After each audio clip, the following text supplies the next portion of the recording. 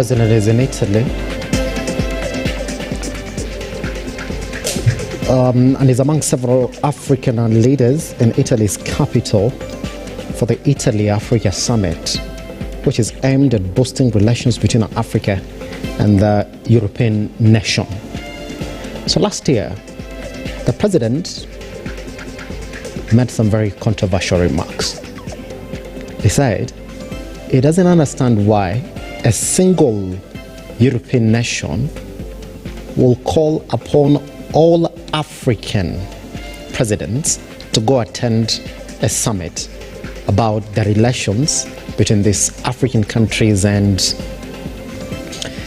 the European nation, whatever it is. So he said, in fact, as it is currently, we're just going to have representatives to represent Africa in these meetings. If any other European nation calls upon African presidents to go in and talk about their relations, AU is there. In fact, he said he won't be attending any.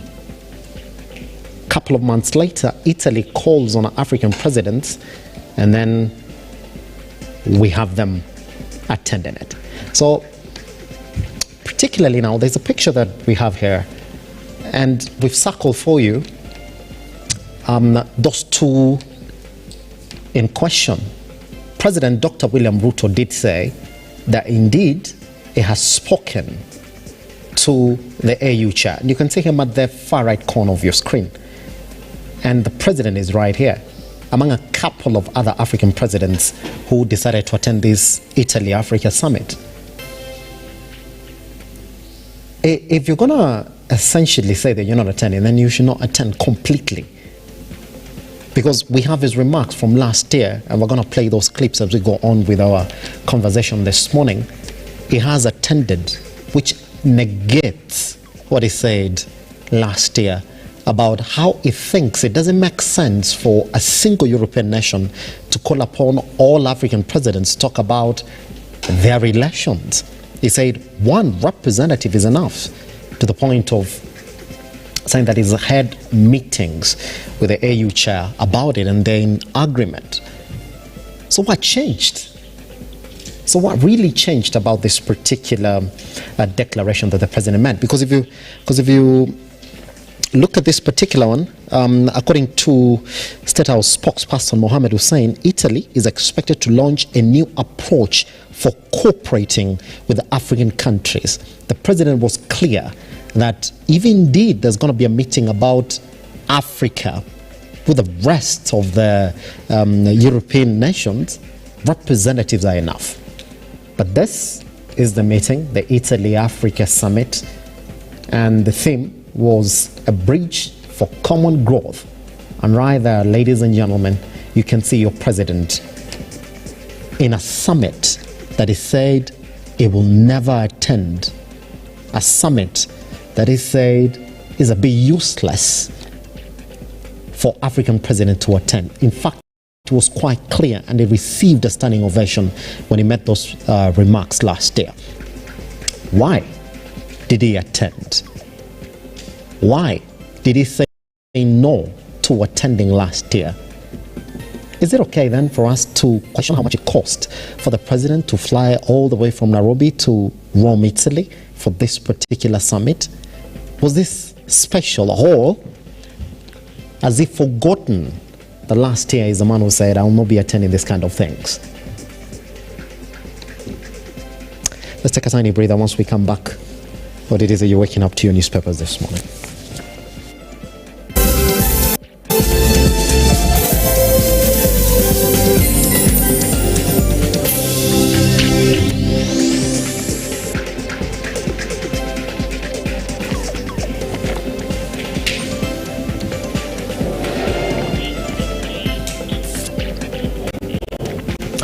Clearly then, let's take a look at the Daily Nation this morning, and this is what we're going to talk about this morning. On a deeper basis, a broken system, delayed national identity cards, dehumanizing treatment in hospitals, pensioners are dying in a penury, and kickbacks to even move a pen.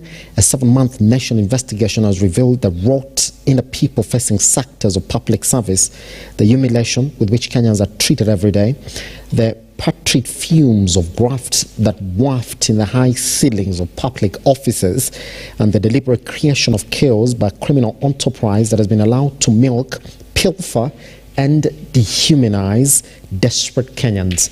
Story covered on pages 4, 5, 6, and 7. Part of what we're going to talk about this morning as well on our website on www.lookuptv.co.ke is also the government really trying to track 130,000 Form 1s who, in one way or another, cannot join school now because of the high cost of living and the lack of school fee thereof. Story here also covered on our website on www.lookuptv.co.ke on page 10. A Don Kisumu horror crash claims 11 lives. Now, residents of Odho in Nyando, Kisumu County, mill around the wreckage of a lorry which was involved in a head-on collision with a passenger bus, killing 11 travelers on the spot. I'm going to look at that particular story again this morning. Treason scandal, that story has been covered on page 8, and governors reject allocation of 391 billion to counties. Story covered on the back page. Remember, they had requested for 450 billion to be exact. And that's it, yeah, on the Daily Nation this morning. Crossing over to the Standard again this morning. They're talking about the horror accident that leaves 11 dead and many injured. Story has been covered on page 5. SACCOs to soon access cheaper loan facilities. Story covered on pages 26. And it ends in tears for the Pharaohs. That is Egypt are essentially out of the Africa Cup of Nations competition that is currently ongoing. Now, the Eurobond debt to make or break the economy, a report released yesterday says how the country will navigate the foreign debt payment and determine development expenditure will define, among other things, the cost of living, even as the IMF says its measures are likely to cause unrest. Story covered on page 4. And the deeper details of this particular one, that Kenya must settle its €2 billion Eurobond, a decision that will shape its fiscal future.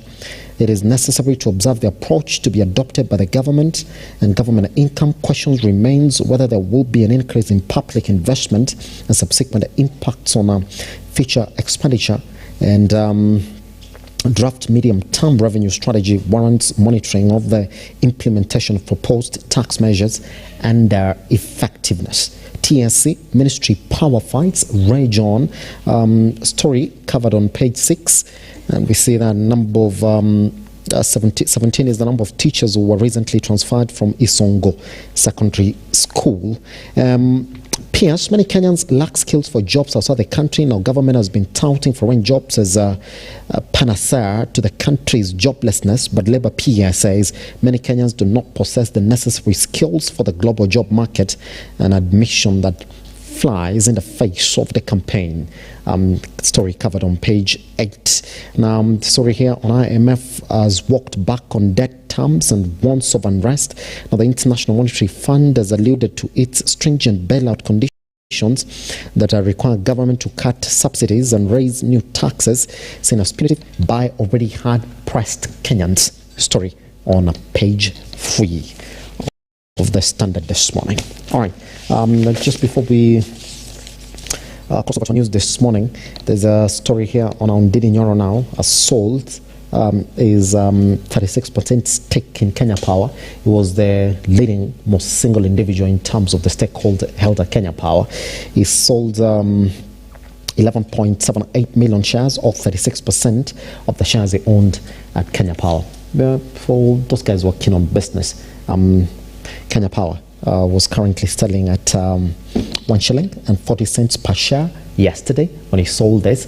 And we do remember then when he bought it at just about 3 cents. So you can say he's made a couple of it. Yeah. If you bought it at 86 cents, 60 cents, and you sold it at 1 shilling and 40 cents per share, then you can say that he's a man who's really wrecked in something good out of that particular sale. That's it. Take a tiny breather. Once we come back, your news this morning.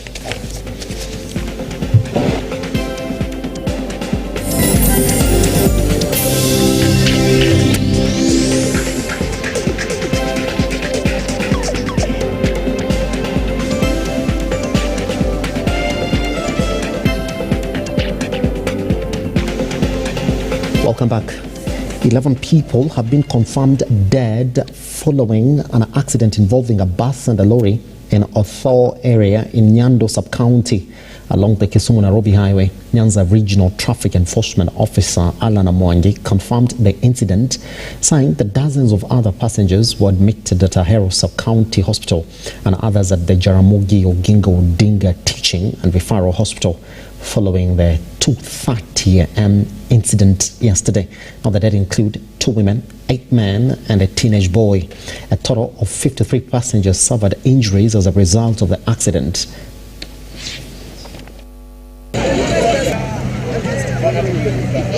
This is the wreckage of a supermeat bus bound for Nairobi. The impact of the accident evident with what is left of this vehicle. The early morning accident along the Nairobi-Nakuru highway left 11 people dead, among them 2 children and drivers of both the lorry and the bus. 17 people escaped with injuries and were taken to Jaramogi Oginga Odinga Hospital. I was coming from Kampala. Then I was sleeping. By the time I woke up, I found when the bus has knocked a big car for rice. It was carrying rice. The trailer which was carrying rice, either I don't know, collision around was there. People were injured, others died. So we were brought here this morning. We are here. They've been taking care of us. Now we're waiting. Others have gone, others are here, but they're being treated. Early in the morning, around 4:30, we received a call that we have an accident that has happened, and we were expecting casualties to be brought to Chotiarech. So our team quickly settled, and there were alerts. And by 7, we received the first casualties who were brought in from Ahero. And so far, up to now, we received a total of 17 casualties. 5 of them had severe injuries, 3 of them having severe head injury, and 2 had their fractured limbs. And one of the patients actually was to be airlifted to Amref Nairobi, but then the condition was not as stable. We had to consult, and our surgeon had to take her in to be able to operate her fast, stabilize the patient before a referral can be done. The accident, which is said to have occurred at 2 a.m., saw the ill-fated bus hit a lorry head-on that was on its way to Kisumu City. Tulipofika hapo tukaanza sasa kusaidia hawa, tukawatoa wote, wakapelekwa hospitalini, wengine wakapelekwa nini moja, kisha polisi pia wakatokelezea hapo.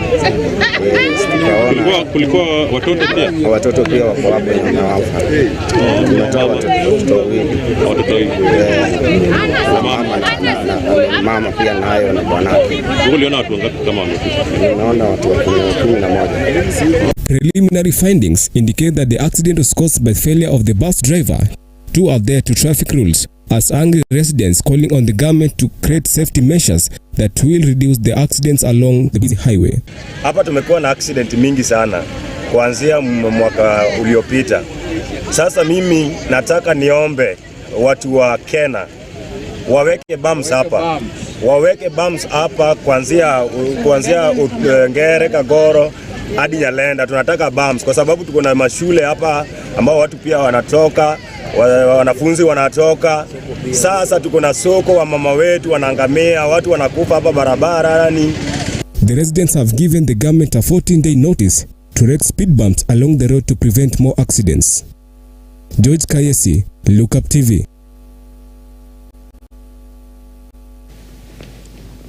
Still on to accident news this morning. 2 children and let me check that again. 2 children were killed after their house was gutted by fire in Nyanduma village, Lari, Kiambu County. The mother of the 3-year-old boy and 1-year-old girl said she had locked them inside their 2-roomed house and gone to church, only to be called by the villagers who needed help to put out the fire. Martin Masharia reports. Nyanduma village, Lari constituency, Kiambu County. A house burnt to ashes as fire gutted this property, taking with it lives of 2 children. The residents have given the government a 14-day notice to erect speed bumps along the road to prevent more accidents. George Kayesi, Lookuptv. Still on to accident news this morning. 2 children and let me check that again. 2 children were killed after their house was gutted by fire in Nyanduma village, Lari, Kiambu County. The mother of the 3-year-old boy and 1-year-old girl said she had locked them inside their 2-roomed house and gone to church, only to be called by the villagers who needed help to put out the fire. Martin Masharia reports. The According to their mother, she had left the siblings aged 3 and 1 locked inside their 2-bedroom house while she attended a church service. It was during this time that villagers urgently called her for assistance in extinguishing the raging fire. Nilikuwa na 3.5 years. Second born ni Miriam, alikuwa na mwaka na mwezi mmoja. Kijajulikana maana hata stima mahali pa kuwasha ilikuwa juu isifikia. Kiberiti nilikuwa nimeweka huko juu kwa itara, hangefikia. Kiberiti sio chini, hiyo hapana. Hangewasha moto maana kiberiti ilikuwa juu, hangefikia. Na kuku ni two rooms. Hii room nyingine tunawashia moto, ingine wanalala. Tukiwa makanisani kwamba kuna moto imeshika hapa na watoto walikuwa wameachwa na mama yao wawili wakiwa wamelala na moto ikashika na ikaweza kuwachoma wote wawili. Maafisa wa DCI waliweza kuja na polisi na pia majirani wakakuja wakajaribu kuokoa, lakini haingewezekana, mioyo yao tayari ilikuwa imeenda. Kwa hivyo at least nyumba iliungua karibu yote na watoto wote wawili, Moses miaka 3.5 na Miriam mwaka 1 wamepumzika. The grief-stricken family has requested a thorough investigation to determine the cause of the tragic blaze. Au msichana wangu alikuwa amekimbia kanisa, iko tu hapo karibu, na duru ilipigwa ndio ilitoa watu makanisani, wote wakajaa mahali hapa na wakatusaidia sana. Hasa kini ya moto haijatambulikana, lakini tunaona kama ni mtoto huyo kijana wa miaka 3.5, kama ndio pengine angekuwa akiwasha kando, kwa sababu siku zilizopita, siku kama 3 hivi, tulikuwa hatukuwa na stima. Na so kwa hivyo tuliwahi kununua makandos, na sasa hiyo ni kufikiria, si ati ni kusema hiyo ndio wazo. The bodies of the young boy and girl have been transported to the Mukoi mortuary for further examination, with the Lari Constituency Police DCI initiating a probe into the incident. Martin Masharia, Lookuptv.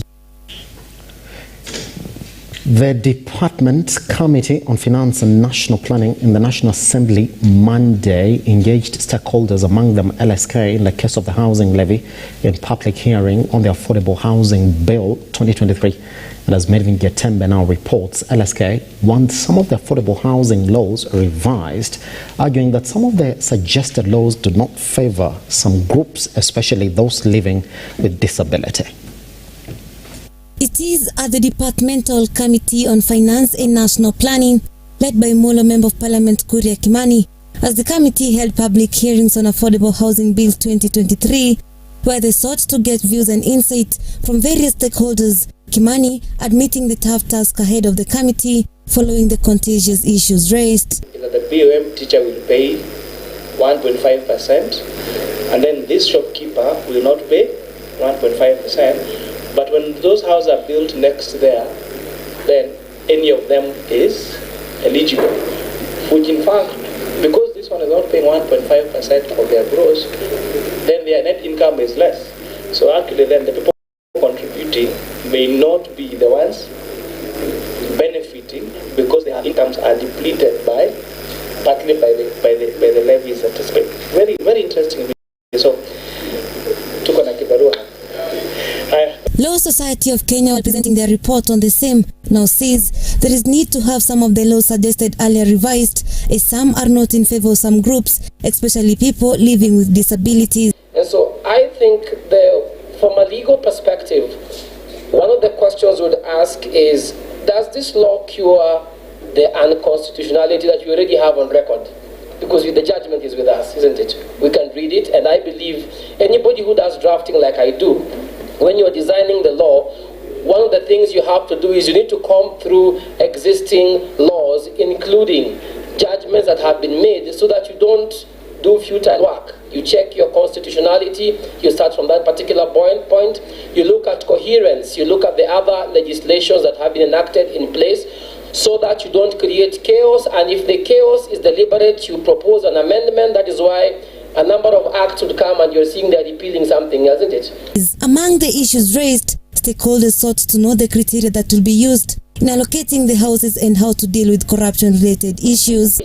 Which I've already said, most people, they'll be involved in crime because I've worked with them. They'll say we have no jobs.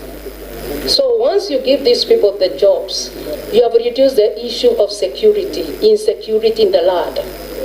Because some of them go to gangs just to make money out of crime. But I can imagine if you create them the jobs within the locality where those houses are being built, you have reduced that insecurity completely. Because I believe nobody will destroy what they own. People will destroy what does not belong to them.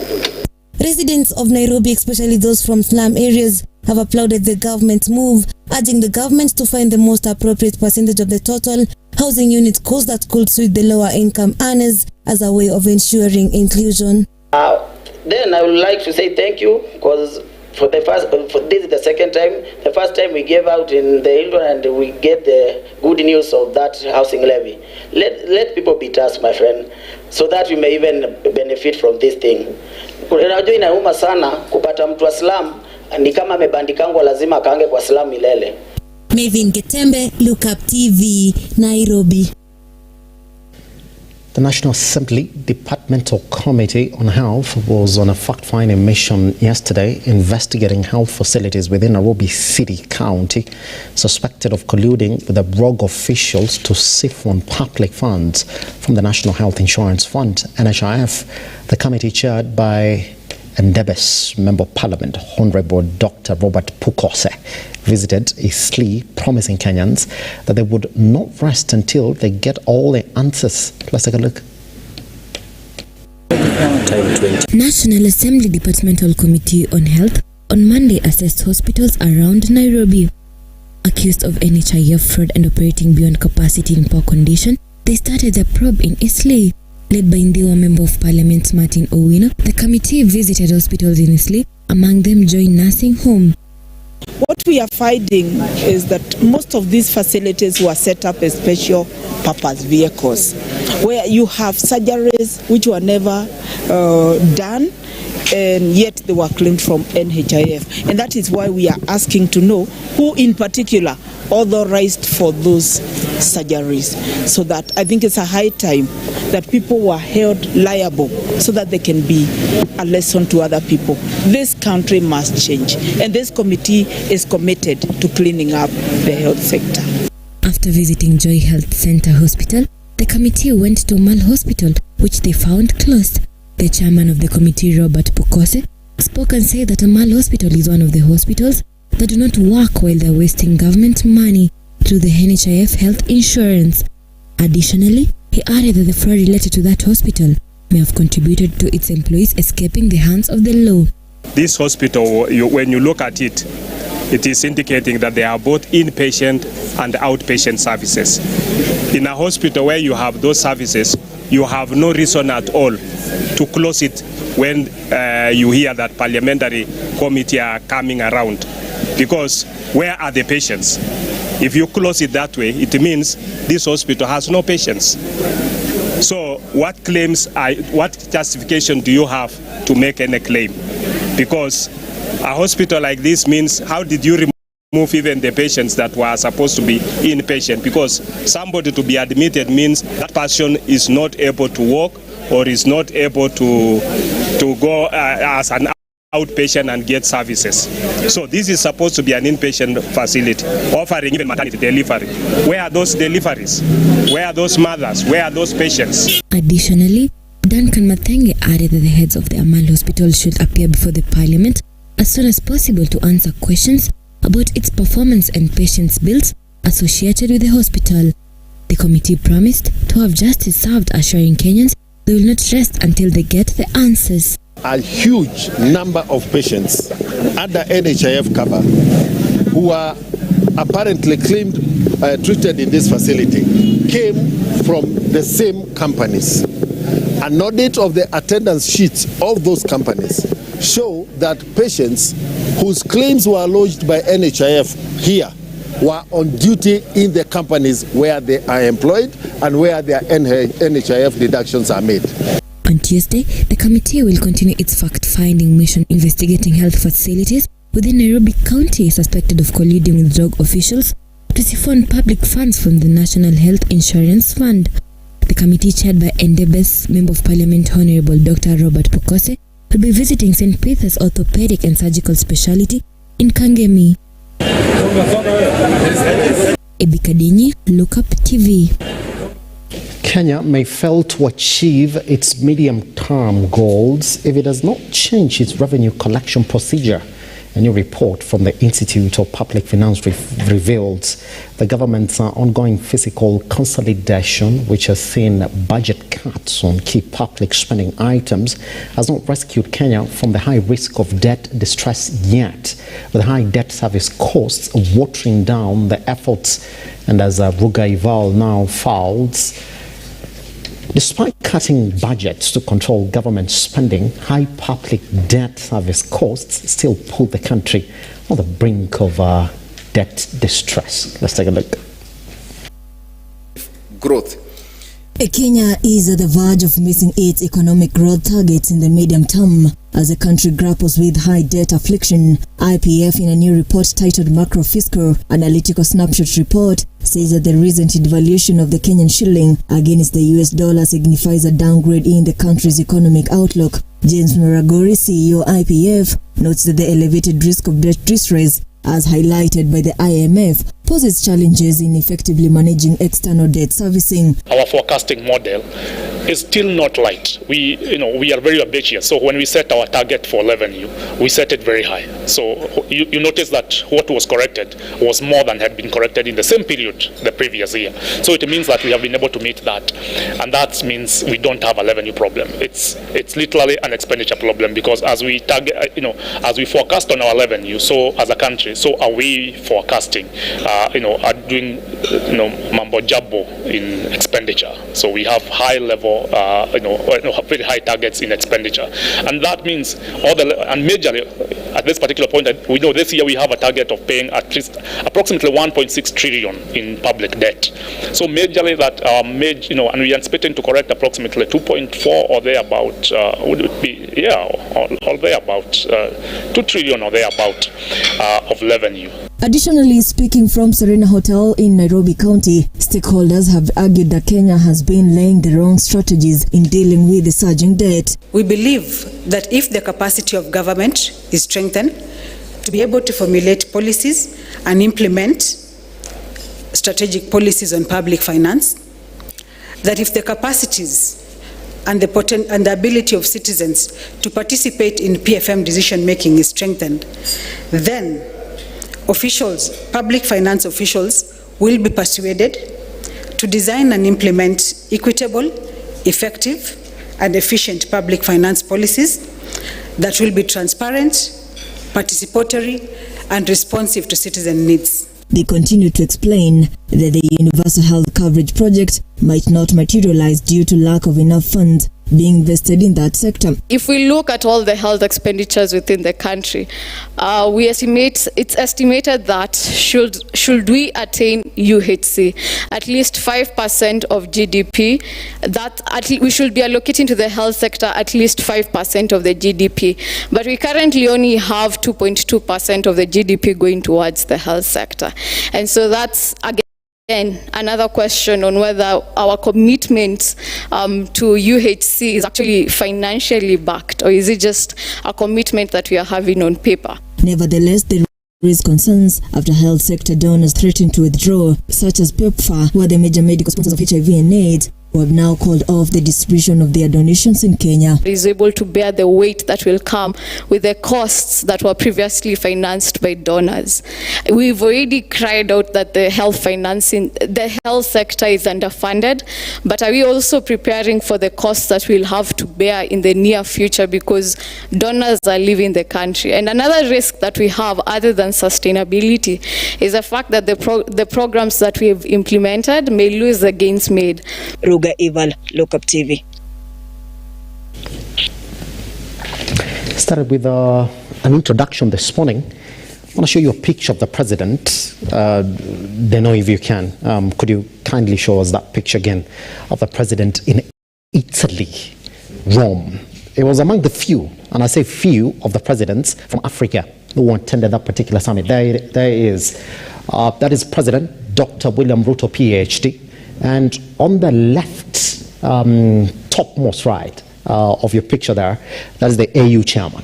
or chairperson for political correctness this morning. And last year, the president seemed concerned that every other time any European nation wants to talk about Africa and the affairs of Africa, one president somewhere summons all African presidents to that particular country. So the president said, I ain't gonna do that. It doesn't make sense. In fact, he received a standing ovation last year, if you do remember. And we're gonna track down those clips and then play for you this morning. He said, I don't get it. You can't summon all the 47 African presidents to a particular country just because you want to talk to them. So, as it stood last year, the president said, if you call us, the AU chair and a couple of representatives from the AU are going to come there and talk to you, not us. So is it okay this morning for us to ask the president, so Mr. President, what changed? Because when Italy called, you were quick to get on the plane and leave immediately. But guess who was there with you? The AU chair.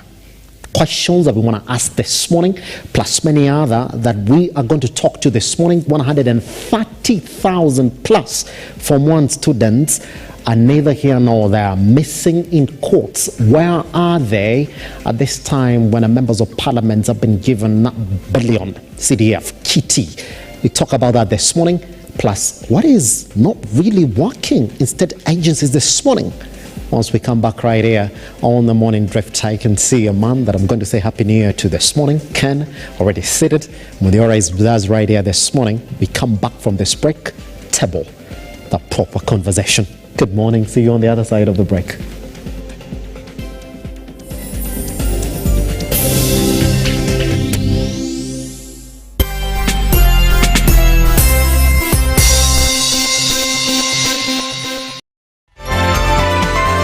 Infinity Industrial Park is one of the largest private industrial parks located along Eastern Bypass, Nairobi, which provides modern infrastructure for smooth operations for industries and business enterprises. Infinity Industrial Park offers world-class amenities and facilities with wide roads, a police station, a power substation, fire station, public transport stage, hospital, and shopping mall. In addition, Infinity Industrial Park also offers CCTV cameras, 24-hour private armed security patrol, sewer, water, fiber optic cable, and 3-phase power connection, added to public utility, canteen, and dining areas. Sail on the golden opportunity to invest in Infinity Industrial Park, fully serviced warehouses at a special price of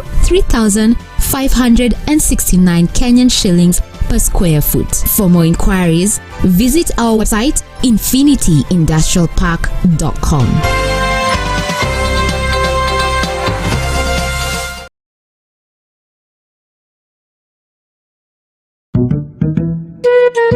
What about mambo fantastic if not scholastic? Chota kuchota na Hatia Supermarket imerudi. Ukifanya tu shopping ya shilingi 1,000, wewe unaingia kwa promotion ya chota kuchota na Hatia Supermarket. Watu wanaendelea kushinda ndani ya Hatia Supermarket.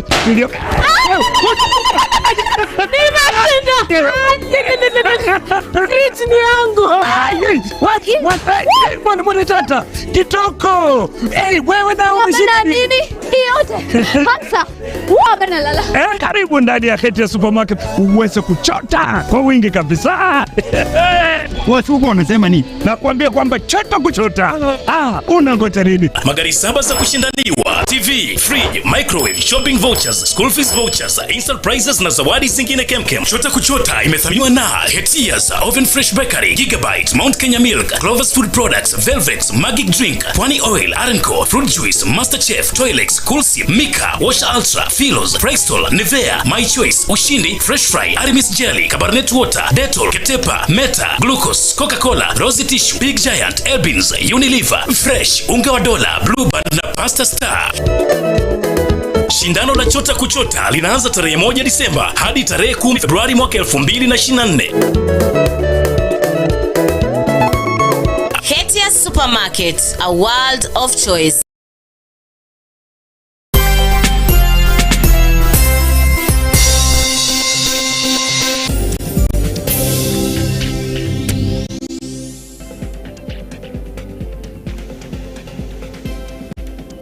right. Welcome back to the Morning Drift. So much to talk about this morning. And I hope that we're going to get done with the issues that we have aligned for you this morning. But indeed, it's a good time to talk about this.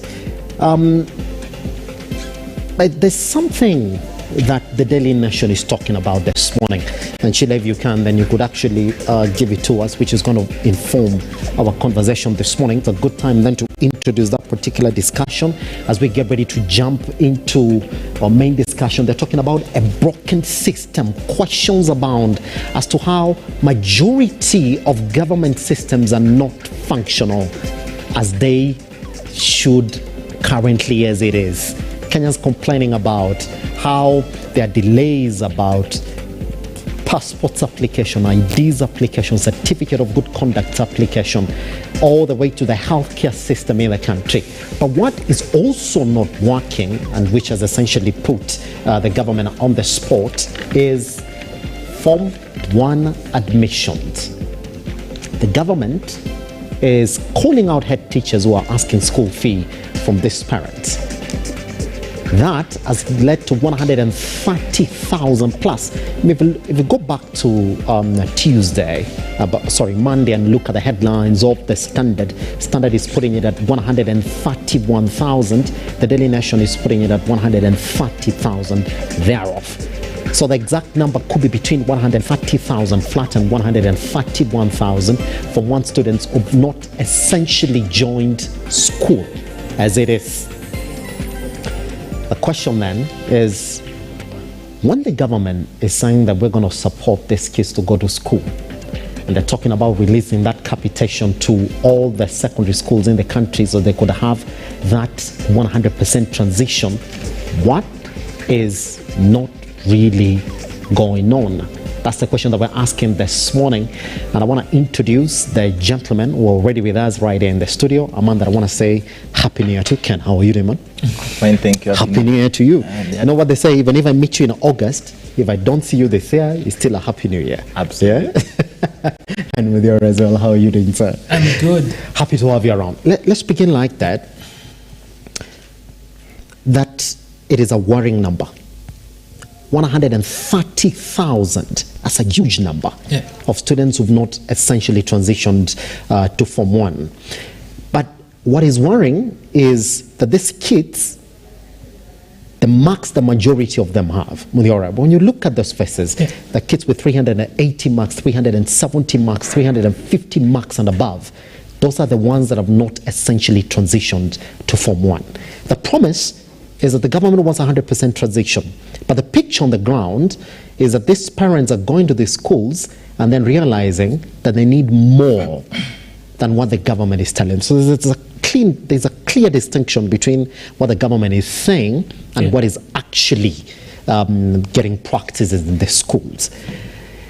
The government as it is has essentially threatened all the high school principals in the country that are making it hard for these kids to join these secondary schools. If indeed either of them believe that they are right, who's wrong in this equation for tracking the 130,000 plus kids who've not gone to school? The government is to blame, because education is one of those Article 43 social rights that are to be guaranteed to citizens. Yes. And education is a right for every child. Mm-hmm. We recall that in the year 2002, the NAC government came in with a promise to make primary education free. Yes. And in January, after they won the election in December, that was implemented. This government gave Kenyans lots of promises, and it bordered in the region of them making secondary education free. Also. But that has not happened. Now let's face the Form 1 transition. The government, if you look at the numbers in the Finance Act that was passed and the allocations, capitation has gone down compared to what it was in the previous year. Mm-hmm. That's indeed true, which means schools are going to struggle more to support children. So if capitation is down and then delayed, cost of living has shot up, school heads are put in a tight spot because they have these institutions to run, and they run on money. So when money is in short supply, the only place they have to turn to is the customer, in this case, the students. And it's parents that are supposed to take care of that. Yes. We already know how burdened parents are given the high cost of living. So you asked who is to blame, and the answer is simple: the government. Yes. Had they released money early enough, I'm sure school heads would have had room to maneuver. Yes. But we know there has been a delay. That aside, when they do the math, given the capitation this financial year, they know they have to look for funds from wherever they can find them. Now, in the school that I attended, there is a student who, when they received their calling letter to Form 1, could not raise anything more than an empty box. You most probably saw the that particular story. Yeah. That was your former school. Yes, Kanga High School. Yes. He finished Form 4, and he was among the top performers in the country as well. He got a B+ and is going to university. Now, when he showed up, he heeded what the government was saying, that do not keep your child at home. So he took whatever he had and showed up at school. You know what happened? It's the Kanga Old Boys Association, that came together to support his education. Yes. The government has not been involved in that story. Just so you know that the government lies. The government does not keep its promises. Out here, they say they are going to mop up all those who have not gone to school. But then, where does that end? They go dump these kids in school, and then it's the principal's headache to figure out how to move forward. But at the end of the day, costs have to be met, and the government has not done a very good job in meeting those costs. I'll be coming to you on that, Mudiora, because the message outside here is just take your kid to school. But then, what does it take to take your kid to Form 1 as it currently is in this country? I mean, money. Money, isn't it? Ken, just before I introduce Bragalo, how are you doing, sir? Man, happy to see you, man. Yeah, happy New Year to you, man. Happy to see you. To you too, man. I mean, I saw this guy last year. How are you doing, sir? Quite well. Yes. We are adding weight. I can see that. Life is good. Signs and symptoms of depression. Fattening is not eating well. Is it?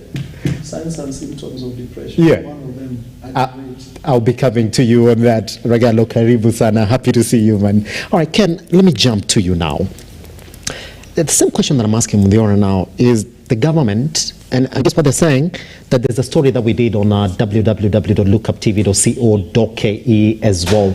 They say that the government is in a rush to track the more than 130,000 students who've not essentially joined Form 1. I mean, what does it take to take a kid to Form 1? Thank you, Simba. Allow me to introduce myself. This is a new year. For our new viewers, I'm Kennedy Sankara. I'm a National Youth Policy Analyst Advocate. Besides politics, I also do business. I work with Gitch Boyle Drillers Limited. There we do ball drilling, pump installation, pump testing, analysis and report, solarization, solar inverters and etc. I also work with the Multiple Matrix Construction Limited, where I'm a director marketing. They do general constructions work. We are located in at JP or PJ Plaza, Links Road in Mombasa. Above all said and done, I wonder, why is the government even rushing to track these kids? For what reason? Yes. You know, I'm talking as a board member of a JSS secondary school. I'm talking as a PA member in a school where my sister goes to school and I'm the one paying her school fees. And I'm talking as a parent. Education is not, I mean, the government is playing populist politics with a constitutional right where every child is entitled to affordable, quality education. Going to school is not a mere verbal pronouncement where you say we want 100% transition. Sustainability is an important factor that misses in government pronouncements. Run without funds. It's like taking kids, telling them to put on uniform to go to school. Just staying away from home from morning to evening doesn't qualify for that entire process to be called education. So the government ought to have put in place measures that ensures that the vulnerable children, and by the way, as of today, almost all Kenyans are in ICU. All Kenyans are vulnerable by virtue of economy. So the government ought to have cushioned the education system by reintroducing the subsidies in the education sector. Going to school, I remember when I was joining Form 1 in 2013, even then it was said it was free education, but it was rational. It wasn't that free. You could buy something. I joined day school before I transitioned to a boarding school in Form 2. But we had to pay something. We had to buy books. We had to buy, the school requirements alone surpasses the pocket capability of a parent. You want to buy the books, you want to buy the school requirements, you want to buy the uniform. And here, a whole president, a PhD holder, someone who has transitioned all the way from Sugoi to the University of Nairobi to become a president of a reputable nation like the Republic of Kenya, stands on top of a SUV vehicle and says, tunasema mwalimu yoyote asifukuze mwanafunzi shuleni, aende kuleta karo. Tukipata sijui story mingi. I mean, why is even president doing this to himself?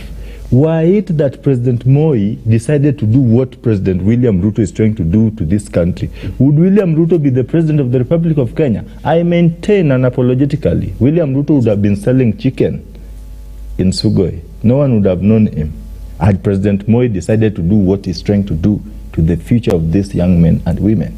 He's not asking his ministry, because I know the president's ministry is composed of individuals who understands absolutely nothing going on in their ministries. Those are not my words. Those are words of one President William Ruto. Now you are telling us, go to school. What next? You go to these schools. If you leave the 9% missing out of the 1.9 million allocated secondary schools in the Ministry of Education portal, yes, at least 131,840 something thousand students are missing. That number alone, how many doctors are we missing in that category? Yes. How many teachers?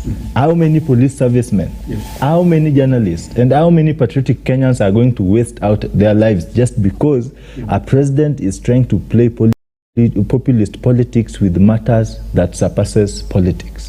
This is education. Just formulate policies that are sustainable.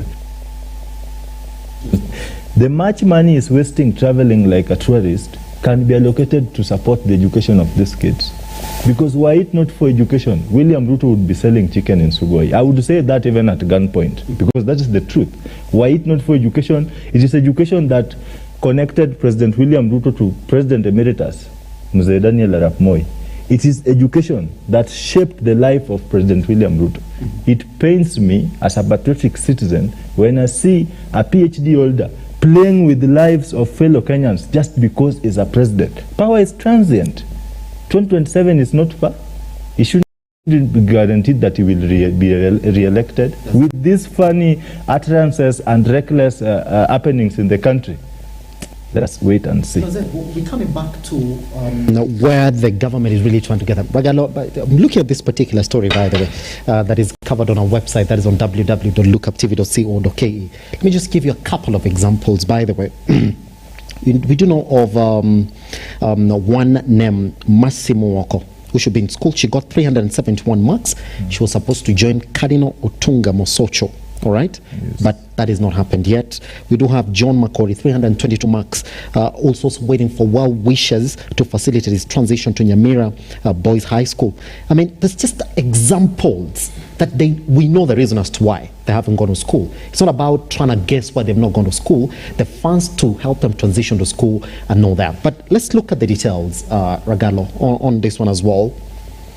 It shows that over 130,000 boys and girls have not essentially transitioned to the Form 1 classes. In fact, to be exact, 131,854 have not essentially reported to school. All right, now the ministry has also placed 1.39 million children in the schools.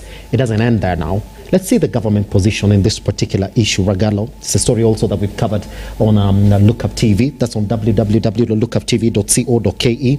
Now, this is what the National Treasury did at the beginning of this year. They released 31.34 billion in capitation ahead of the schools reopening next week. Let's see how much money has gone. 4.74 billion was disbursed to the State Department for Basic Education towards the facilitation of free primary education for Term 1. All right. Additionally, the State Department was given 7.6 billion as capitation for junior secondary schools. Now, wait for this. 2.8 billion was supposed to cater for school examination and invigilation costs. 16.2 billion will go towards financing. Now, listen. 16.2 billion will go towards financing free day secondary schools in the first term. Ragalo, but they have an answer. They say we released that money. Now, money is supposed to be in the schools currently as it is. So that's why all secondary school head teachers have been cautioned. One time, RUTO said he's released money for counties. Gachagua went making berserk noise in Mombasa that your governor is not helping you, gave him money. And we have floods running havoc here, and we've already given him money. Only for now the Council of Governors saying, hey, this is all wash, each money. One day, someone on top of the vehicle said that I have given out money for CDF, so you'll get your bursaries. There were no bursaries. And actually, even if there are bursaries, the bursary is 2,000 in Kiambu and almost nothing elsewhere. Education is paramount for our kids, and no one should say that the government should not say that we have taken your children to school. They are not. The government don't take children to school. The government offers education, not taking children to school. Yes. So the government offered the parent opportunity to get the money. This government came with a story of empowering the poor. But we can see people wearing Stefano Ricci belts costing $500,000. The other day they were calling themselves hustlers. We can see people wearing Bulgari watches costing 8 million. 8 million a watch, man. They were calling themselves hustlers. Barely 1 year, they were crying in church, held by the Holy Spirit, crying when they were feeling pain. Ragalo, I'm going to have to cut you just a little bit. But man, I mean, the mics forgot you, man. Yeah? But Sean, come in and fix Ragalo's mic, because got to go back to him. But there are, just as we wait for Ragalo's mic to get checked this morning. Sure. Again, this is exactly what it is now. Even as it currently stands, the 2.8 million that has been released to cater for examination and invigilation costs, and 16.2 billion that is going towards free day secondary schools in the first term, that is not the full capitation that is essentially supposed to go to the schools. Because as we are talking about this. The opposition is already threatening to go to court to compel the government to release the full capitation to schools, saying that the delay in this particular disbursement is what is risking the majority of these kids from going to school. Yeah. I mean, the government position is that we are going to release that money. So as it currently is, accommodate these kids in the schools. In fact, let me remind you, there was a time when even secondary school heads were getting told, yeah, allow those kids to come in with the uniforms from their previous schools. Yeah. In the meantime, as the government, try and make things better for you in the schools. I mean, the government is convinced they're going to release this money. So there's no need of you saying these kids should not actually cross over to school. They have a position, Mudiara. Yeah.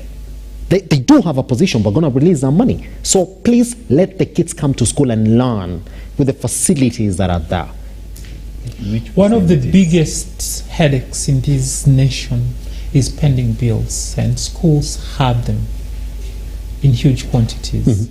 So when I have a new student coming in, yes, and I'm already adding to the pending bills I have, I'm not being prudent with yes, how I'm deploying resources. Yes. So in as much as it's government's position that we are going to send you whatever money you expect that has not come in yet, school heads, like I told you, are already in a tight corner. So this is money that should have come in way before this Form 1 transition happened. Yes.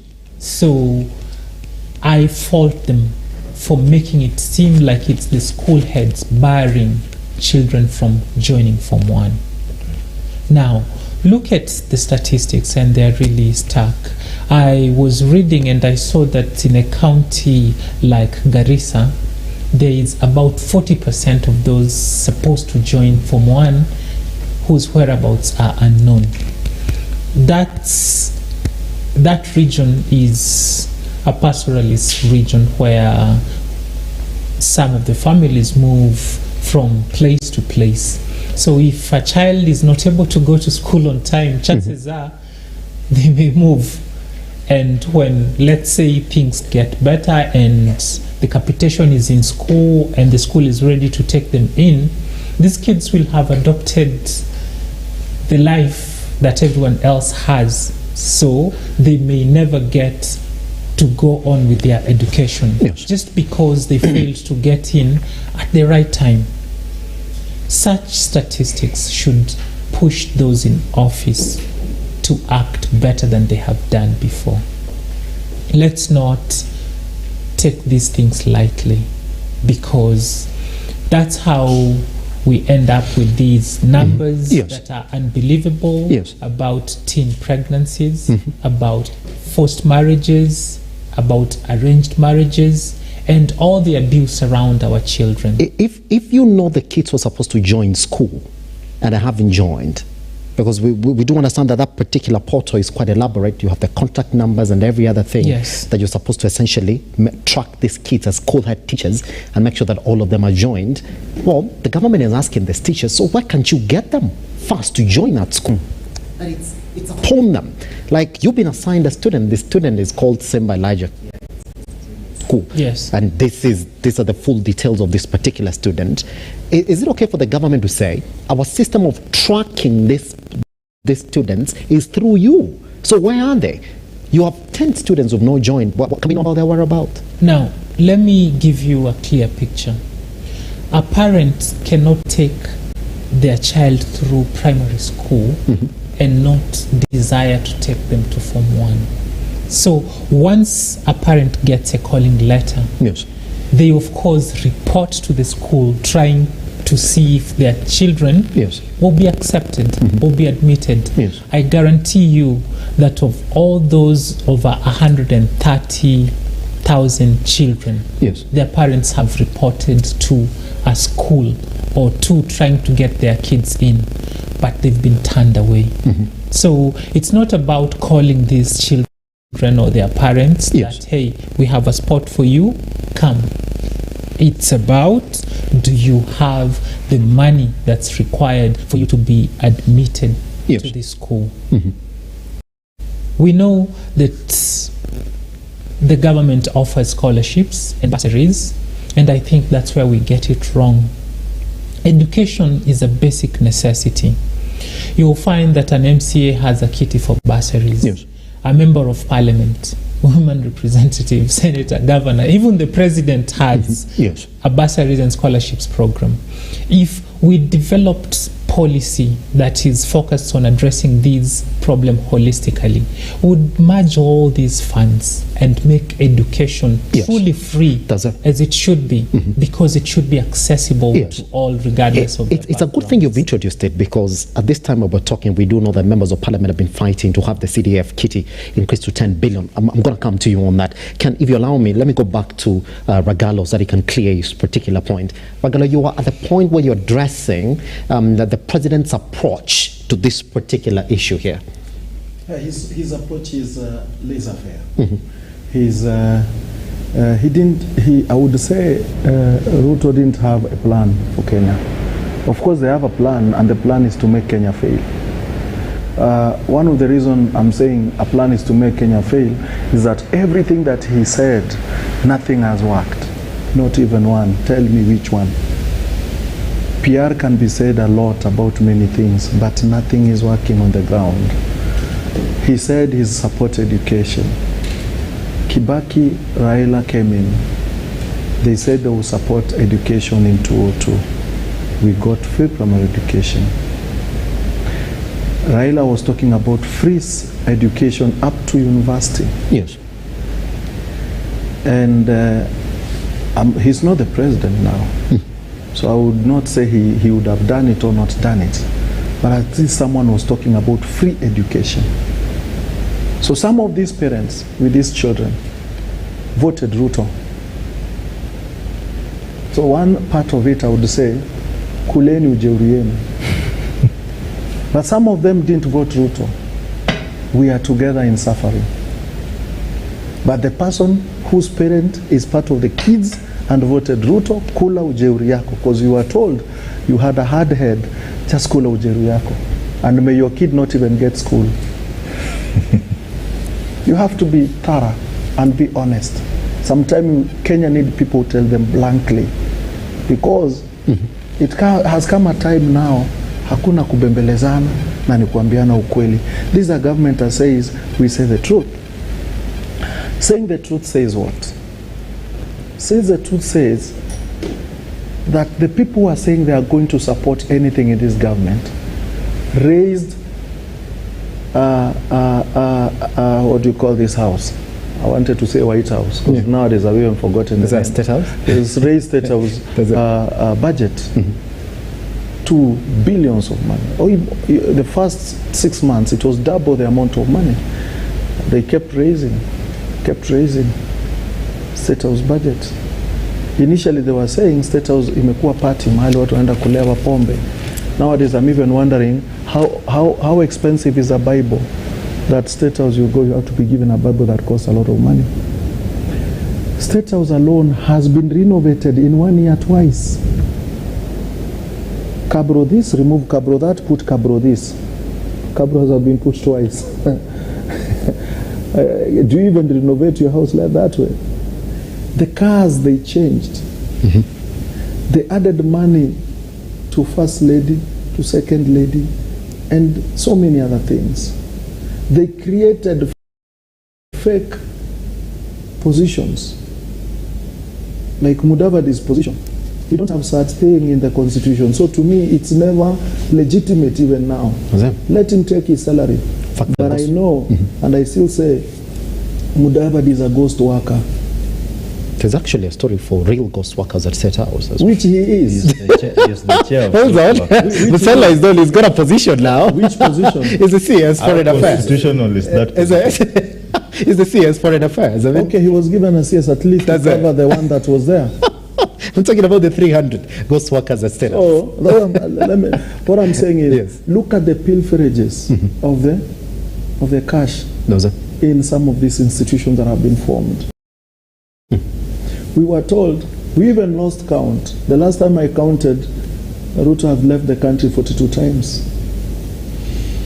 And you can imagine the per diem, depending on the distance of the area. Singapore is most expensive, then Japan. And you can imagine how many people travel with him at a go. How much money does one movement cost? So from there is the dollar and the Kenyan shilling. We came with the idea that I am the brightest person. Let me tell you, bro.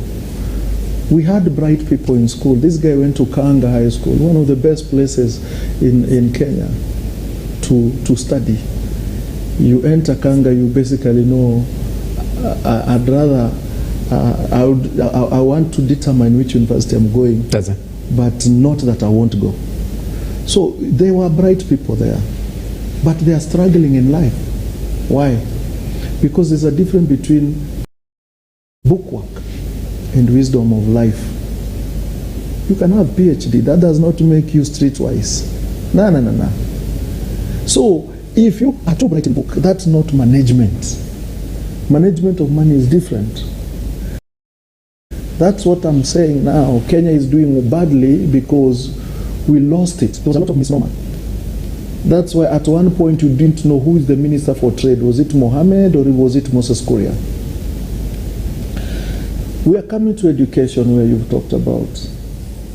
There's nothing that is going to save education, and there's nothing that's going to save Kenya from itself. The dollar is at 167. Kenya is losing money every day, and every day it's becoming expensive to run anything in the government, because the government don't run in Kenya shilling. People don't know that. Kenya shilling, we use it around for trade, changing money. But when the government is doing business, it's the dollar. And if they don't have the dollar, they will not do business. So it has to be expensive for them to do business. So, are we going to pay Eurobond, or are we going to look for those kids? When you do a mistake today, Brother Simba, it will take the CID a day to get you. So they are looking for those kids. But Simba, I mean, the question is that what it is, yeah? So they are looking for those kids. Have you seen the fakeness of the information? Yeah. So they're looking for those kids. They're actually looking for them. They want to know who they are and when they're not going to school. So they don't know who they are. How do you get to do an exam? Birth certificate is required, bro. So they know you, my friend. Information about your parents are there because your birth certificate is there. Okay? They have contact of your next of kin. They don't even need to look for you. They sent you. They sent you a message. Safaricom must and Airtel must and Telcom must. They sent you a message to give you a result. They are just supposed to locate the parents wherever they are. Uhuru Kenyatta made sure that chief and sub-chief were aware of any kid that has not gone to school, and the reason why they have not gone to school. And he made sure that every kid went to school. To an extent, by the time he was leaving, he was talking about 100% transition from primary to secondary. Why are we there? Cost of living. You messed up people's lives. People lost jobs. Watu walienda Geshagi kulima. Those kids are from parents. That's why I said, kama wewe mama yako na baba yako wako pale walipigia RUTO, kula ujeuri yako hata wewe mtoto yake. Because that is what they are reaping. So from there, we've lost all these things. So Simba, how do we correct this? RUTO should come down and tell us, I've lost it. I want us to work together. And working together is making sure some of the projects that you're doing that are elephant, white elephant, white zebra, whatever it is, stop them. Housing is not a necessity. Everyone today has left a house to town. How is it not a necessity? During Kibaki's time, the homeless that were in Nairobi were picked by Mudi Awori, wakaingizwa kwa gari, walipelekwa NYS, wengine wakaingizwa wapi? army later. Yes. We didn't have homeless when Mudi Awori was there. Where were they taken? Those are the people who should be built for houses, not Eric seated here. I didn't ask you that I needed a house. I asked you for 3 things: reduce cost of living, bring employment, yes, health and education. That's it.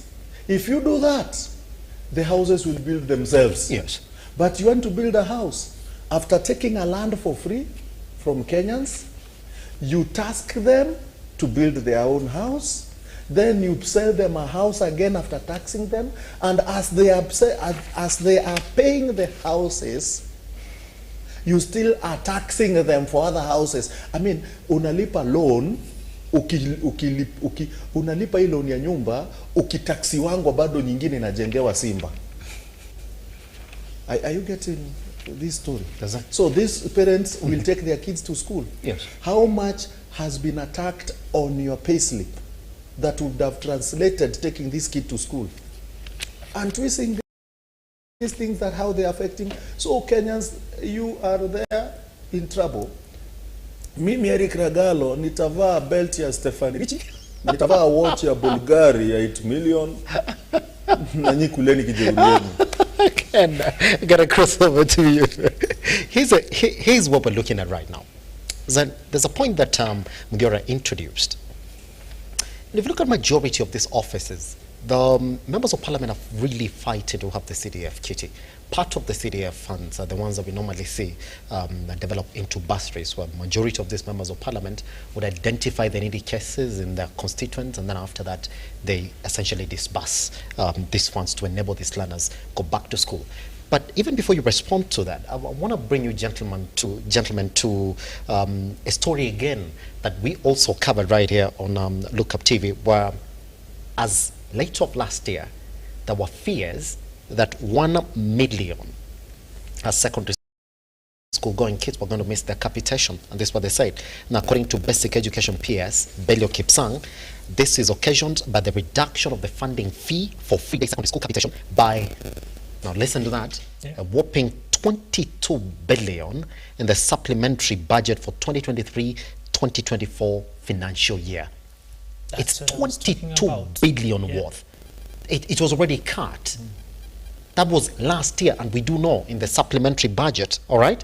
Now, this is what he said, that this essentially coming at a time where they were expecting an additional 200,000 kids who were supposed to join the secondary schools as of this year. So they knew very well they've cut that budget by 22 billion as of last year. But now here they are looking for this 130K kids who've not gone to school. This coming at a time where the members of parliament are also fighting to have the CDF kitty increased to 10 billion. And by the way, with the way it stands, they've not looked at the NATCO report. They're going to get it, Ken. How do you merge these two factors? Well, you've touched on a very important thing, the NATCO report.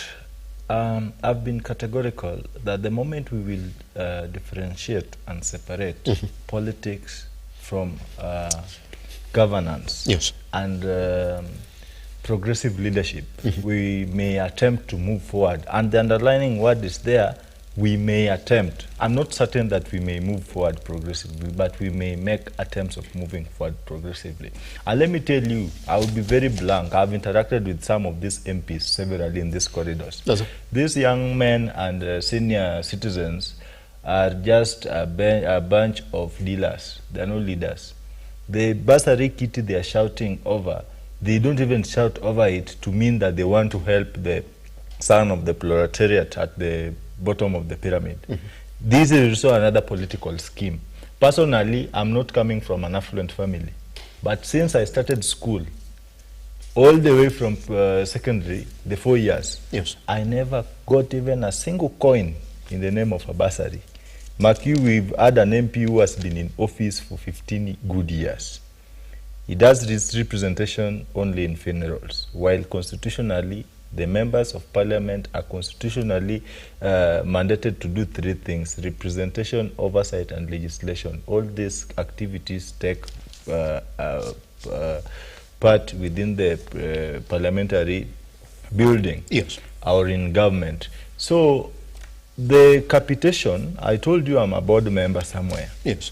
And when it comes to capitation, you are slashing almost 22 billion while you are expecting an increase in number of people who are going to school. I've been asking, how the sustainability question is missing in all these government pronouncements. Yes. How will these students sit in school? What are they going to do? Because even the JSS, leave alone these kids going to secondary school, the normal 844, government don't even buy for them uniform. Yes. For you to take a kid to school with a pair of uniform, from shoes to the uniform and the tie, it will cost you 12,500 Kenya shillings. That is for joining alone. So when the government says that the students can be sustained in school and they wait for capitation to come, in whose benefit? That money is not for provision of uniform. The government is just doing right, just as Regalo put it. They are offering education, but they're not taking kids to school. So they're playing politics with this. They are inciting parents against ed teachers. And they are the same people putting pressure on the ed teachers to deliver. How do you deliver on empty ends? Even in the Bible, for those who read the Bible much, Moses was asked, what do you have in your hands? I have a rod. Use it to strike the rock. Now you are telling teachers, you're asking them, what do you have? Strike the rock, but you have nothing in your hands. Hypocrisy of the highest order. Do you foresee a scenario where you would say, well, there's 10 billion, Kitty, that is going to CDF. Is it possible then to reconvert these funds into education funds if we're going to cut that budget by 22 billion? Because that particular money, also members of parliament are telling you, we use majority of these monies to support these kids who can't go to school. Is it visible for you to say, well, cancel it and take that into free secondary education? I want it to be this way. I would wish, when you are talking of free things, let free things be free. Don't mix free and taxation. There is nothing that can be free in the administration of one President William Ruto. That's a brutal lie. The guy is taxing you as you live, as you earn, as you pay, as you save, as you die, he will tax you. So it is very wrong to call anything free in the era of William Ruto. There's nothing like free. Why don't we consolidate all these funds and have a system where parents only provide the basic needs, like the books and etc. Is that not what he's saying now? He's saying, yes, but I'm saying it's not being done. I have told you I'm a board member. I speak to students daily. Whenever I run to Kisumu, I just walk into a classroom abruptly. You find young girls are going out of school just because they can't sustain themselves with the school fee. It is not the duty of the child to pay the fee. But again, the parent cannot be forced because the circumstances do not allow. It is the prerogative of the government, just as they sang on top of rooftop of vehicles, that it is their prerogative to lower the cost of living. Let's get first things first. Policies. Are we working with policies that are sustainable? Sustainability is my problem. People come out and speak of very many things, but how sustainable is their thought? Because we talk of an empty coffer, then we have another CS called Mr. 700 million. His mathematics is almost 700 million, 700 billion. He's the one putting all these expensive watches that Ragalo is talking about. Let me call him by the name. That is Murkomen. And Murkomen was just reading Gazette on TVs the other day. He's short to become a senator. Now he's at CS. He's living a luxurious life all of a sudden from nowhere. I mean, let us stop lying to ourselves. I mean, Mudiora, here are the factors that we have to look at, essentially, when the budget parliamentary committee was cutting down the budget by 22 billion. Yeah. That's what they said, and I want you to listen carefully. I mean, this particular committee blamed the Ministry of Education for not planning correctly.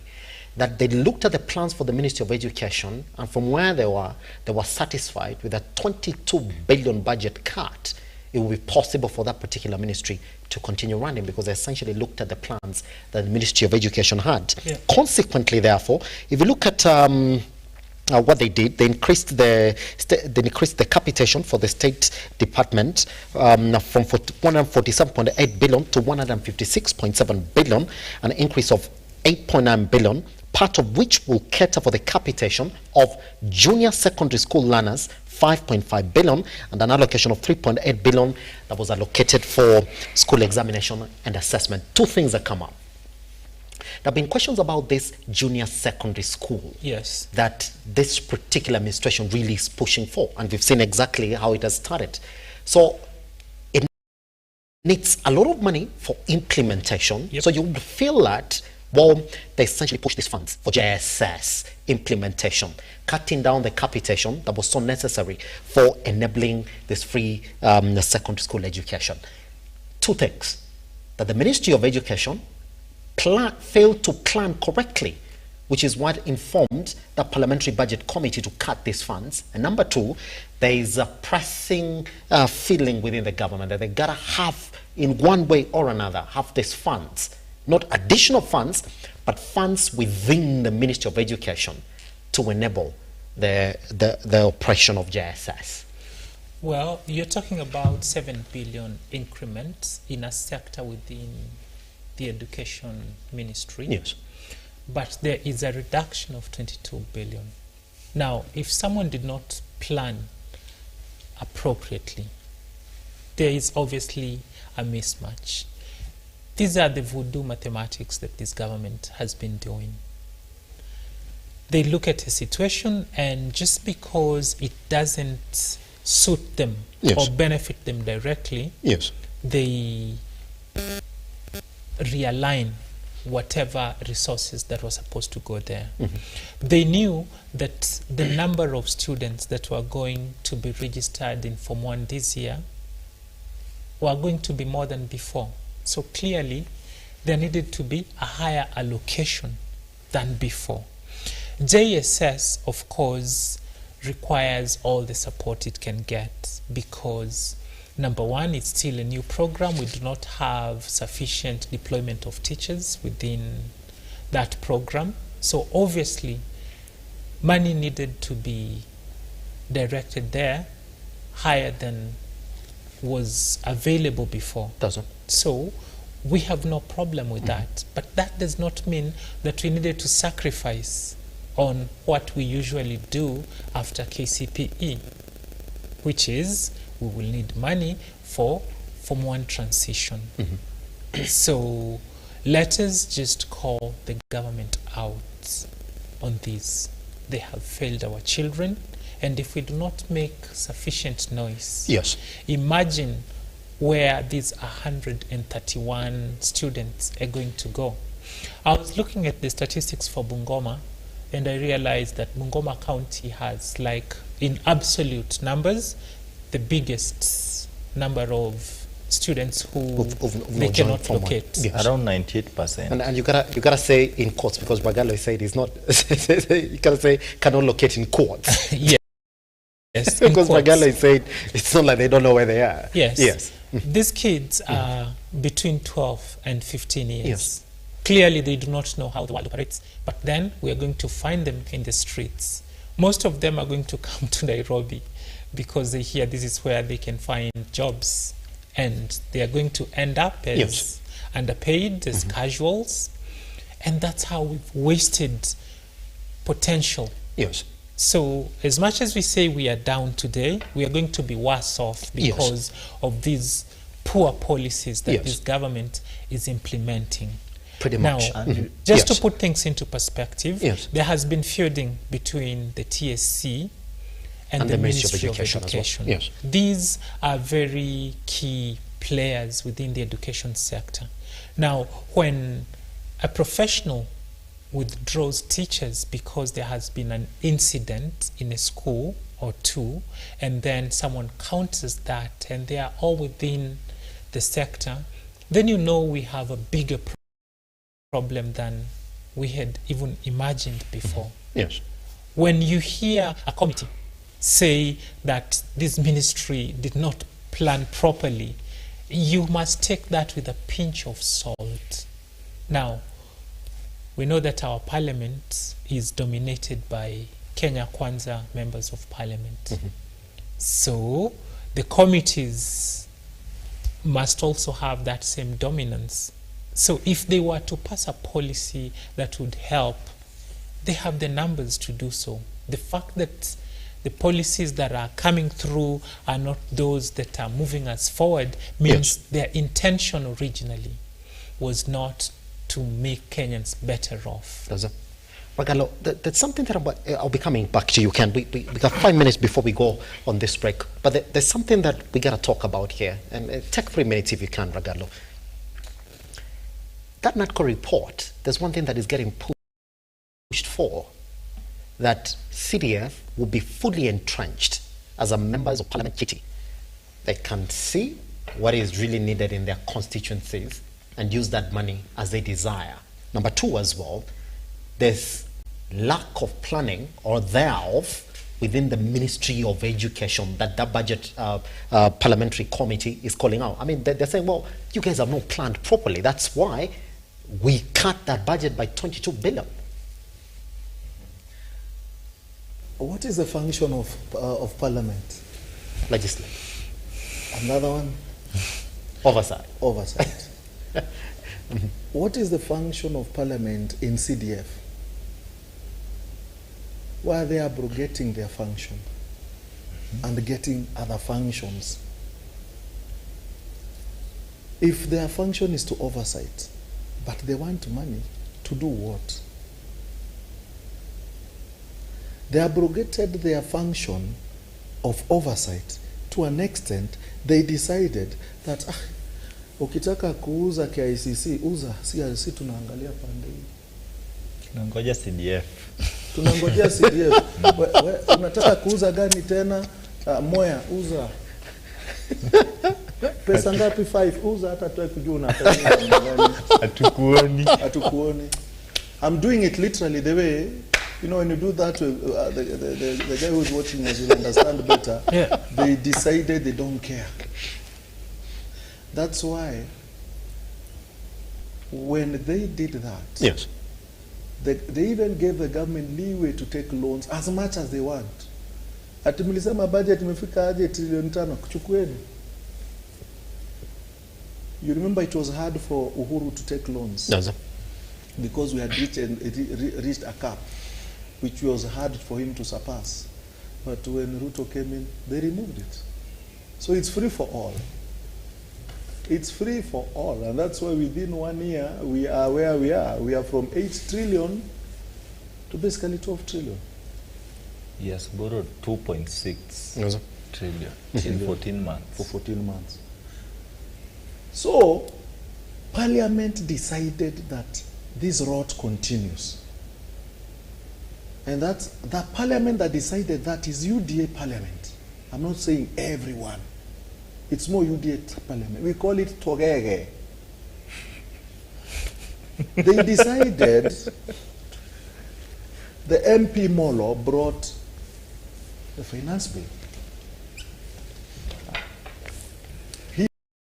He knew that finance bill is going to put Kenya into trouble.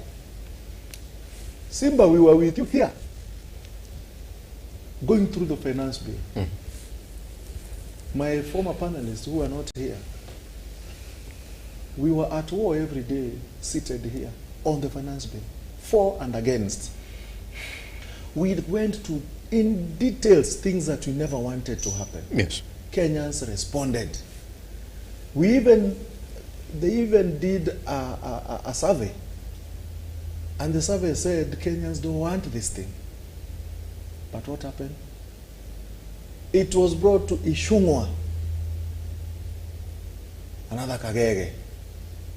He decided to push it in, because when the people who write have to bring it to Parliament, who receives it in Parliament? Formerly it was the MP Garissa. Yes. Now it is Jongo. He tabled it and he If you looked for support was who? That same MP for Molo. So what happened? It's only one MP in the whole of Mount Kenya that said no. And it was a woman, Wamushomba. That is a record we'll remain telling them. That's what he said, bro. And you see, God is so fair. When KCSE came out, where did we have most ease? The places that don't even have schools. Schools are torn. They leak. They passed. The places where electricity and roads are everywhere, they had most ease. God is a God of balancing. Why? Mount Kenya MPs brought problem to Kenya. This is it. I always say that, and I would say it loud. Yes. Mount Kenya MPs, except Wamushomba, brought problems to Kenya. They go telling their people they're going to talk to the president to lower cost of living. The president cannot lower cost of living. It's above him. It is above him now. They brought this thing called finance bill. They supported it. Now, they are lying to their people there that cost of living is international. International, my foot. The taxation in Uganda could be higher than Kenya. Okay? But their cost of living is not as high as Kenya. They can afford. Okay? The taxation in South Africa is higher than Kenya, definitely. But their cost of living is better than us. Why? Because they got presidents who think. But here, we had the parliamentarians who went there and became togege. Togege is somebody who just do your things and he's just like this. Okay? And that is where we are. They cannot question. The only thing now they are looking at, let me get CDF. When I get CDF, I'll have money. I have my committee, because it is his committee. Wanasemanga te CDF hata waguzangi. Who gives them a job? Hiyo committee inaingianga hapo aje?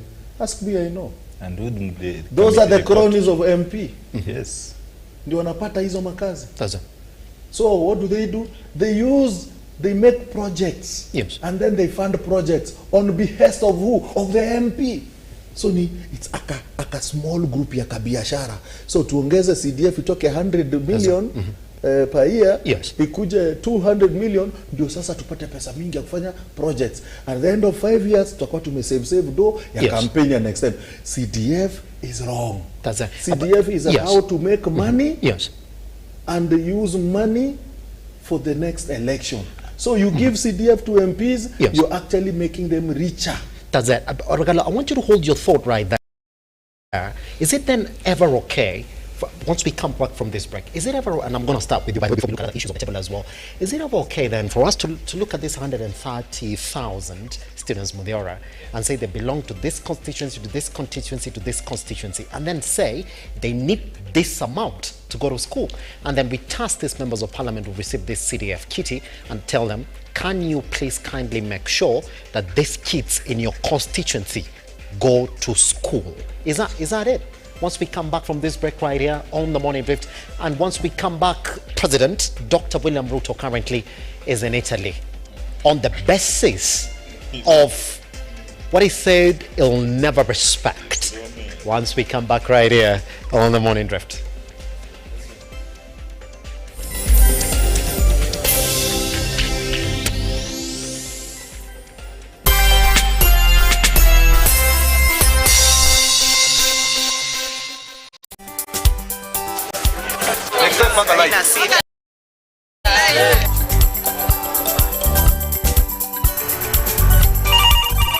Mambo ni mawili, kufikisha, kumwaga na kurudi. Kulala ni mwaka mpya.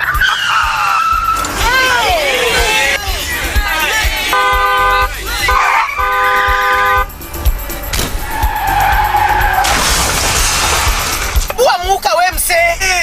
Nini mbaya? Wewe kwani wani vile dereva anaendesha gari vibaya, lazima tususe. Anaendesha gari na kwa simu the whole time hata angalia barabara. Msanii dereva tusimame. Wewe dereva wewe. Mwaka iliyopita peke yake watu Hautatuangamiza tukiona. Naomba msamaha, nitamtamka vizuri. Si wameomba msamaha. Sasa tuende tusafiri kwa mwendo wa aste. Dere Smart hufikisha abiria salama. Ujumbe huu umeletwa kwako na NTSA kwa ushirikiano na European Union.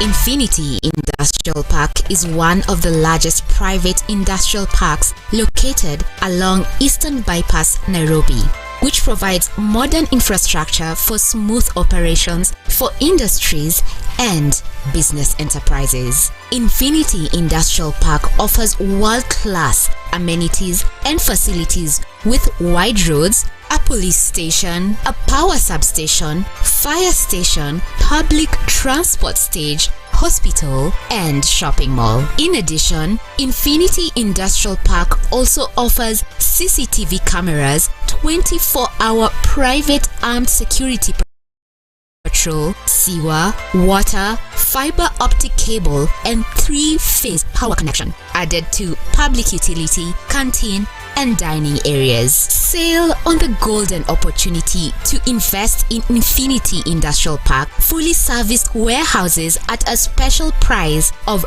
3,569 Kenyan shillings per square foot. For more inquiries, visit our website infinityindustrialpark.com.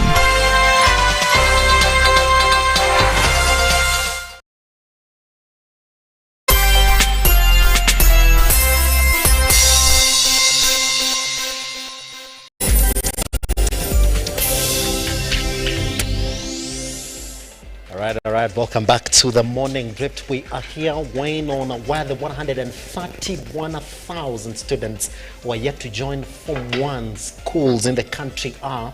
And just before we went on break, Regalo was finally making his last submissions on the CDF kitty that is essentially bound to raise to 10 billion. This will be the number of students that have not joined secondary schools. Regalo, that's the same question I'm going to ask the rest of the panelists. Take a minute. Is it ever okay then for us to look at these students and say, pay for them? I didn't attend Mandamano for CDF to be raised.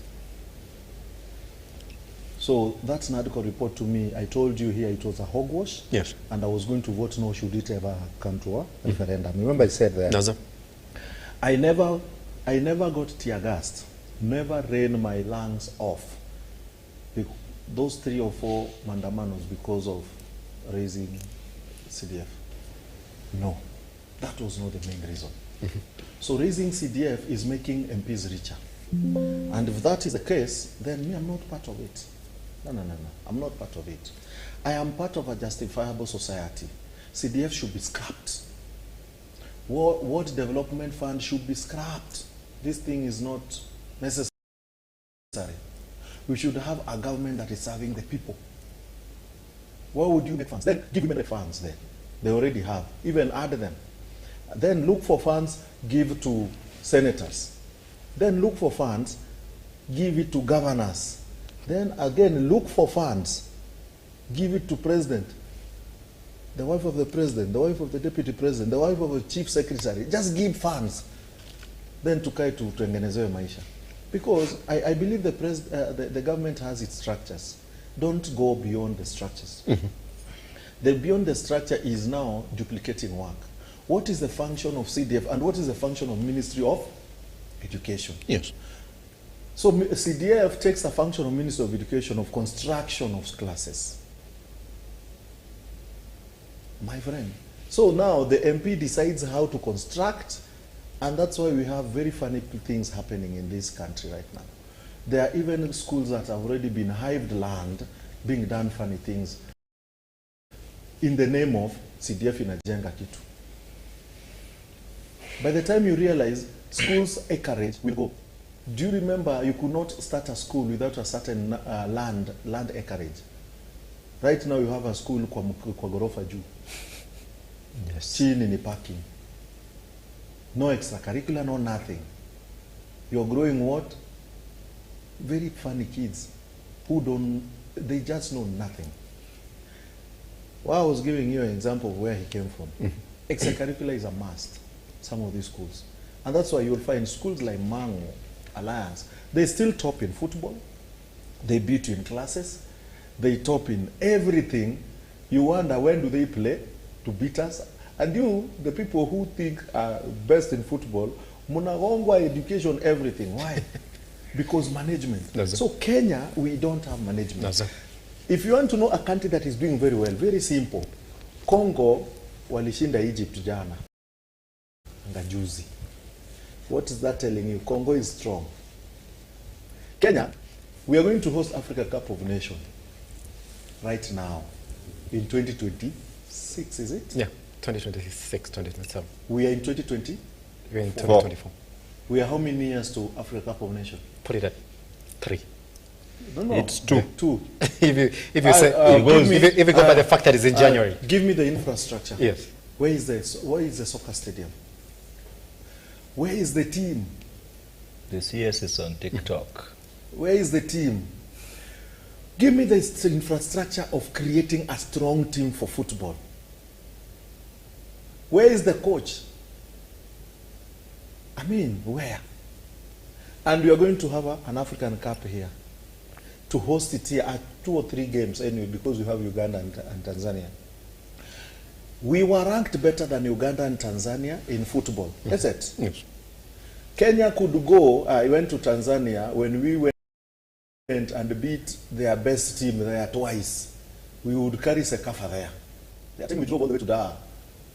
Gor Mahia inacheza final leo. We drove 1,000 kilometers to Dar from Nairobi. Na tukakuja na kikombe. We were doing very well. Right now, Tanzania are doing better than us in football because management. Let me tell you, you'll know function or house with some small management. Look at Uganda doing better than us because of management. Kenya, management is gone. And one day, one time, and this I'm telling you, one day, one time, we'll not have this government. We'll have another government. Will it be the same as this? Because Kenyans, we decided to go back to Moi way. We used to complain like this. Some of these guys are too young to know. We used to complain like this during Moi's time. Actually, Moi's time ilikuwa better than now because there was too much money. Ungeangukia hata shilingi 100 kwa barabara. Hii huwezi angukia. During Moi's time, kulikuwa na vichaka, ungeenda kwa kichako utoke na mrenda. By the way, Nairobi, hii Moi hapa ilikuwa ni makonge na vichaka, kulikuwa na magazelles huko na maantelope. Wale walienda kwa hunting. Hiyo yote ilikuwa imeshikana na Roiro. Hivyo inaenda inashikana na Kayole na Ruiru pande ile. So ulikuwa unaenda hunting. Sasa hii usipofanya kazi upati hiyo mboga. Ulikuwa unaingia ndani ya kichaka unatoka na saga. Sasa hii huwezi toka nayo. Watu walikuwa nasiaga kwa mawe. Literally mind unasiaga kwa mawe inakuwa unga. Sasa hiyo mawe iko wapi? Everything is money. Na hiyo pesa yenye unatafuta ndio hii inakrashiwa na serikali ya Kenya. Na unasikia mtu anapayuka anasema atipatie serikali time, ati serikali ipewe time, ati ndio waliingia juzi ipewe time. Unapea serikali time, mtu anavaa watch ya milioni 8, anavaa watch ya milioni 8. Unapea serikali time, mtu anavaa kiatu ya 500,000. Unapea serikali time, mtu anavaa belt ya 500,000. Unapea serikali gani? Na hiyo serikali ilikwambia wewe ni msotaji, una yeye ni msotaji kama wewe. Saa hii amwezi onana. Ni serikali gani unapea time? Na utaona by the way, na hii kitu inayo happen 2027, bado utasikia mwingine anapayuka ati RUTO 5 tena. Huyo mjamaa ni Madhare, Haloperido, dawa alale amuke tuone kama kichwa itakuwa imerudi vizuri. Ken, but I want you to weigh in on this as well, about clear on this particular discussion before moving to the next one. Is it ever okay for us to go back to these members of parliament and tell them, I mean, you have the CDF funds, why aren't you taking this case to school? First, let me be very clear for record's sake on MP's role and the CDF scam. An MP is like a dog installed in a compound to ensure safety, security at night. Now imagine overfeeding a dog and giving it some bones to chew. Then a thuggery, or in a government where thugs are more than the leaders like the one we have today, you still want to rest assured that you'll be safe over the night. I'm just saying, a rich MP is like a over-satisfied dog tasked with security in an environment. It will never happen. That's where you come across. That's why you'll be walking, a new face is walking into a compound, and the security alert, who is the dog, is just there, shaking its tail. And then you wonder, that's exactly what the MPs are doing now. We have our dogs too satisfied. They are just shaking their tails. The president walks in with an illegal bill, he goes away. They don't care. When time comes to eat, you feed them. We pay the money. MPs have nothing. It is us who buy things in supermarkets and shops and fund the government to fund these lazy dogs. So we employed the MPs as dogs. The primary role of a dog, constitutionally, oversight, representation, and legislation. These things are not done in the constituency. They are done here in Nairobi, in Parliament. When a government brings a bill that requires a counter attack, it is the role of an MP. Now imagine an MP signing to support finance bill and going back to cry with the people in the village. Does it make sense? Practically, it doesn't. Yes. So it is, I mean, politics. And then Kenyans must also brace themselves. When we are going for elections, try to look at the leadership acumen in somebody. Don't just elect every Tom and Jerry because they are contesting. Even even Satan contested to be an angel. He was once an angel. Even these people, they are human beings. They have flaws, and their flaws is too much. So it is upon us as the people of Kenya to decide what we want. When you read the Constitution of Kenya 2010, Chapter 1, Article 1, the Constitution is crystal clear. The sovereign power belongs to the people of Kenya. The underlining word article there, it doesn't say the president is sovereign. It doesn't say parliament is sovereign. It doesn't say judiciary is sovereign. It is the people. We have the power. We can even recall. In fact, this is the best time to put into action most of the constitutional provisions in our constitution. We ought to have recalled some of the so-called Tugege MPs. Why would an MP who was just grazing cattle like Ruben Kiborek in, how do we call this constituency? Baringo. The den of he's not from Baringo, he's from this, he's called something, that constituency. Imagine Ruben Kiborek, he calls himself a young man, threatening the judiciary just because the constitution, which was constitutionally constituted to constitute a constituent of constitutionalism, is being enforced by the judiciary. He wants the judiciary to have their funds slashed. Remember, this is an MP who is coming from an area infested with thugs and cattle rustlers who kill his constituents daily. That doesn't bother him. This is the same MP who is in support of our national police service being deployed in Haiti and not in Baringo, where thugs are giving his constituents restless nights and daytimes. I mean, we need to have things right as a country. We are lacking leadership.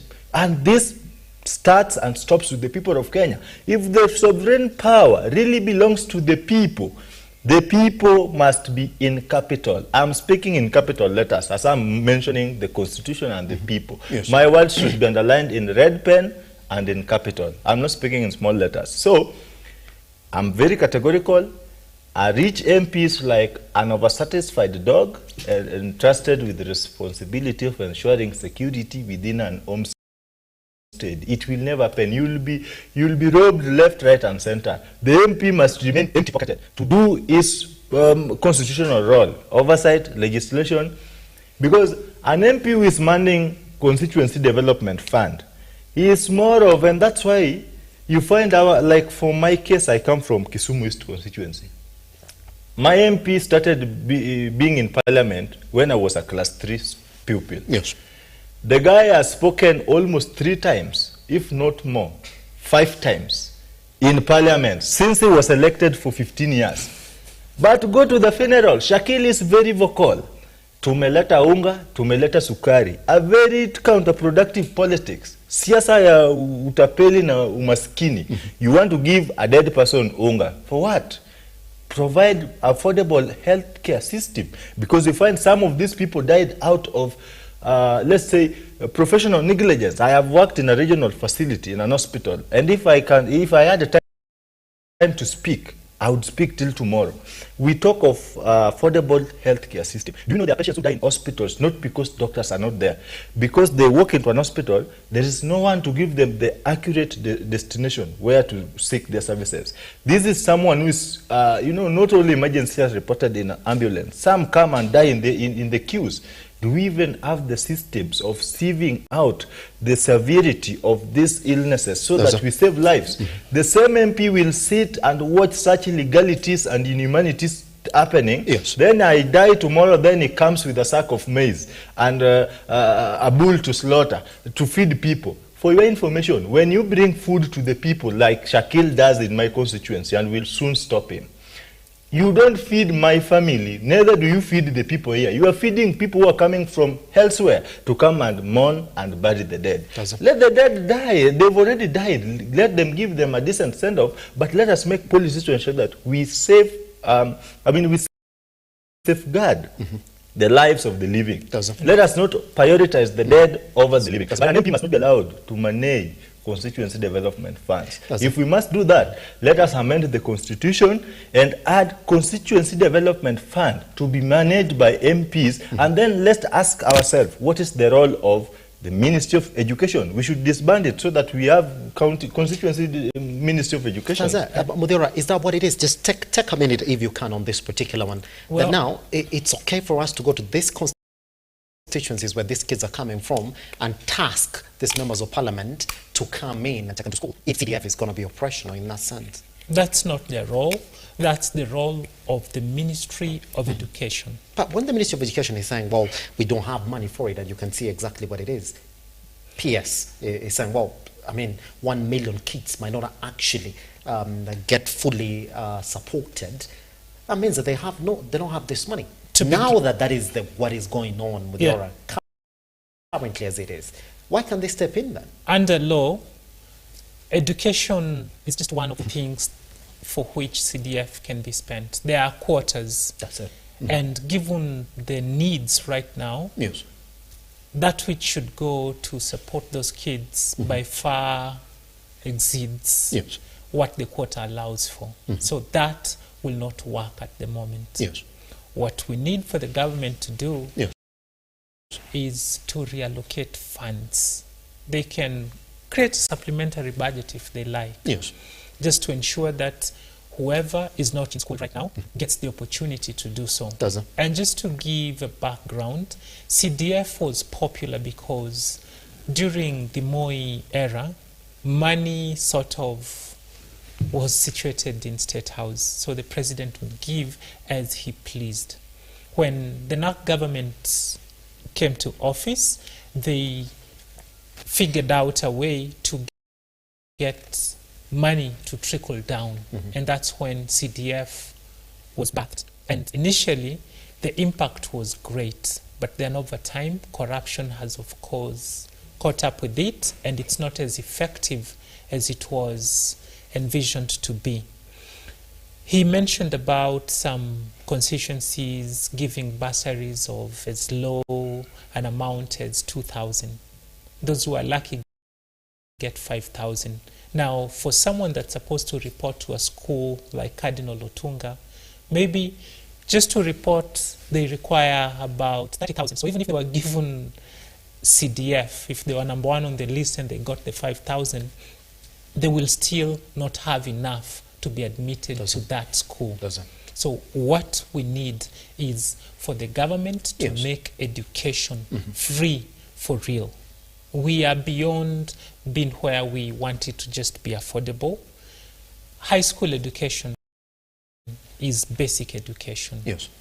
It shouldn't be the case that it's cheaper or more affordable to get into university than to get into Form 1. Let our members of parliament represent the people truly by legislating and coming up with policies that help us get beyond these barriers that Kenyans face every day. All right, gentlemen, now for the sake of our discussion this morning. I just want us to listen keenly to the next clip that we're going to play, and then after that we're going to essentially take a look at what the Daily Nation is also talking about this morning, about how systems are not functional currently as it is. First, the president is not in the country, as we do know of it, is in Rome, Italy. But then let's listen in to this particular clip that we have for you this morning of the president speaking last year, him saying, we will not be summoned as African presidents. Let's take a look at it. We have also decided that it will not going to be business as usual. We have these meetings, Africa, US meeting, Africa, Europe, Africa, Turkey, Africa, India. Now we are waiting for, there is another one, Africa, Russia. And Africa, Japan. And Africa, Japan. We have made the decision that it is not intelligent for 54 of us to go and sit before one gentleman from another place.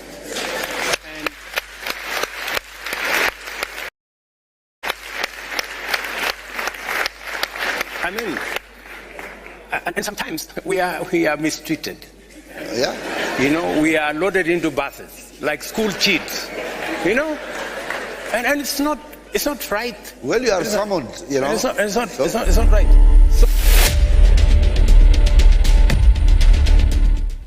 That's it. Yeah. That's it. Regalo, let me begin with you. But even as you get ready, there's something that I also want us to talk about as we continue with this particular discussion. Sheila, if you can, just give us the headline of the Daily Nation this morning. And they're talking about how systems are currently not working as it is in the country. That's what they're saying. They're talking about a broken system. Regalo, I'm a victim. I've tried to get my certificate of good conduct. I'm facing trouble that I've never faced when I'm getting that certificate of good conduct. It's been, what, a month? The other time was just a week.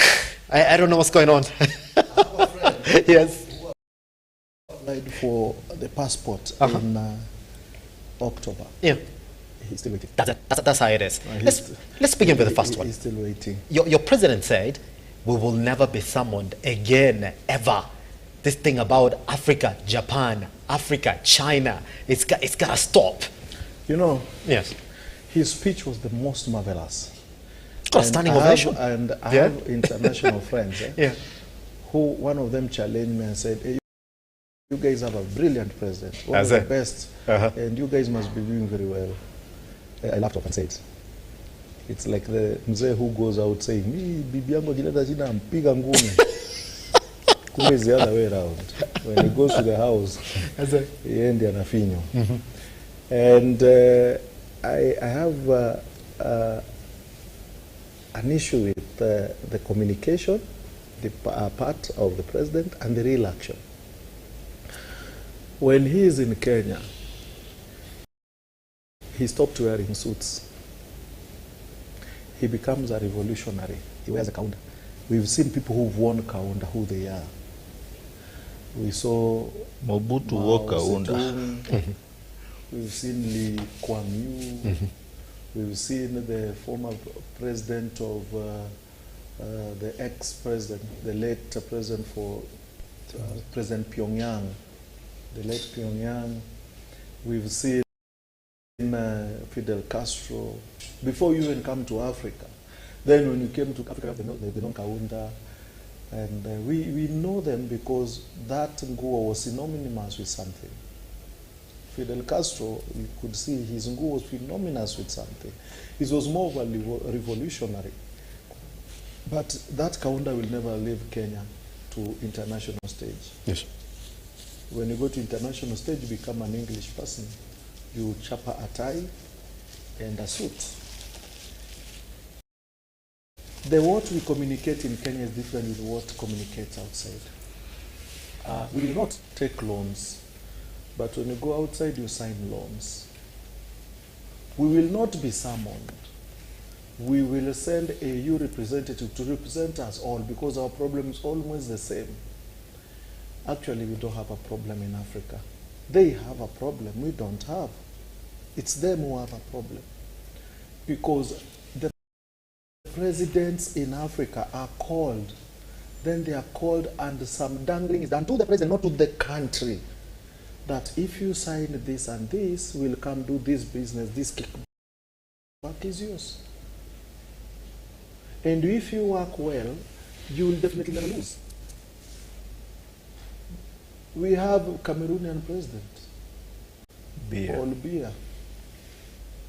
We have Dos Santos, some president who've been there forever. We have our friend Museveni here. Thank God I was born in Kenya. I don't know if I will be there, we guys shut up. Thank God I was born in Kenya. And thank God Kenya is where we are. Yes. That we have a and thank God that we have Raila Odinga in Kenya. They like him, they hate him, they will come to remember my word. Thank God we have a Raila Odinga that was born in Kenya. Because if we didn't have, we would be worse than Uganda, than other countries. That man stood for many changes that we are talking about today. So, when we say we are not going to be summoned and this is how we are going to do it, we are going to do it differently. Yes. You are actually taking the position of the chief of others. You are addressing others and putting yourself on top and saying, we are not going to be summoned. We are going to do things differently. We are going to ensure the AU going to represent us. We are going to send the AU. So when you say we and you're the one giving out speech, so what are you taking yourself? Position of the chief. Of course, now you are the chief. That position that you took for the chief, did you ensure that the we you are saying happened? No. Immediately after that, you are summoned to China. All of you went to China. Then after that, you are summoned to Russia. Then Putin was standing in a big hall. There's one door there. He's standing here. One passes. Did you see that? Yeah, I saw that. Every president passes. He's anakusalimia, unapita. Mwingine anakuja sure. Can you see that? Can you see that? Did you see the irony of that? He's standing alone with a certain lady there, if you could see the scene. Then each president, chua. From there now you've been summoned to Italy. All of you mkurupuko. So what have you gone to Italy to do? Of course we are going to have another signing, you will see. We've been given 20 billion. Do we ever require this money? And what happens when we require money? We are told by the budget that we have this deficit. When we are having a budget, the budget tells you, and this is where the budget you should be looking at, do we need money for here, here, and here? So when the money comes, we know this money is going to do this. That's it. This problem started even during Uhuru and Kibaki time, where money came for some project that people decide on the table as they sit somewhere taking tea. It's not a project that goes through the process of parliament and become a project or a national project. And now we look for money through parliament. That's what I'm saying. Parliament went and became a togege. Because some of these projects should be tabled in parliament, discussed in parliament, passed in parliament. Then the decision is made by planning ministry. Looking at the budget, do we have the money? No. Then the president, we are giving you a job to go look for this money. Then the president looks for exact money for the project. And takes it there. And takes it there. Was the housing project that was started by Uhuru taken to parliament? Was it discussed? Did we know how much money it requires? Was it taken to planning? Then the money to be sorted? It was not. When RUTO took it over, did he do that? No. Do we know how much housing will cost now? Do you know? No. You don't know. But people, you're just seeing houses. Hii shamba tutachukua. So sometimes, when you look at parliament, we are giving them a job. Them, they are looking at CDF. They want 10 billion of CDF. So, with these monies that have been coming to the country, of what necessity is it? That's why I normally say, atukumuitisha, atukwa tunataka hiyo pesa, atukutaka, atukuitisha, ni ya nini? this money, 2.6 trillion, who asked for it? Of what benefit was it? If it was for roads, show us the road. Did we go to parliament and said we now need roads? We didn't. Mau Mau road that was built somewhere here in Kichakani, was it brought to parliament? No. That's why I said most projects in Kenya are handled on the table as people take mandazi. They bypass parliament, and now this is even worse because parliament now has been made. It has been captured. Yes. So now parliament cannot ask anything.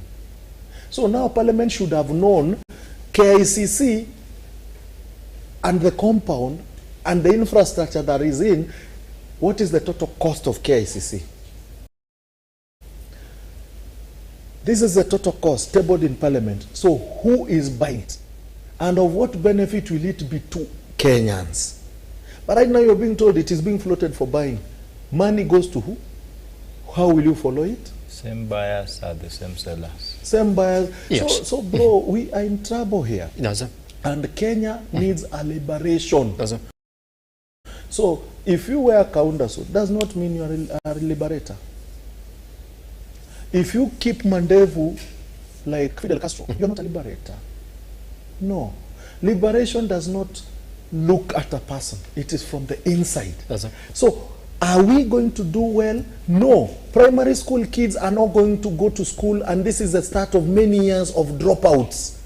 University is even going to be worse. If transition to secondary is like this, what is the transition to university? It's already worse. That's it. So from university, where is the transition to jobs? So are we going to get jobs in Italy? I hope you're going to be told 200,000 jobs are coming in Italy. That's it. I gotta ask you this, Mudira, as well. Yeah. Well, let's weigh in on it. Yes. I mean, when you listen to him, yes, he spoke like a man full of conscience. Yes. He said, I'm not, it's not looking good. Here is a spoke with pride. I mean, Mudira, you can hear that. Simba, his speech, I'm telling you, was a masterclass. Masterclass at that summit. Then later, I mean, he said some of us are getting mistreated. In fact, we laughed which at was him. true. Look at the burial of Queen. They were loaded in a matatu. We said it was put in a bus. It was in a matatu. Put it nicely, in a matatu. How can he turn around? Has he forgotten that he actually made that speech? We should question his character. He has lied over and over again that these days it surprises people when he's telling the truth. Well, for this government, lies are a tool for governing, and it has gone international. He said he put himself in the position of a chief when he spoke during that interview. And this year, he's eaten his words, which is very, very disappointing. Yes. But then, look at the steps that this president has taken.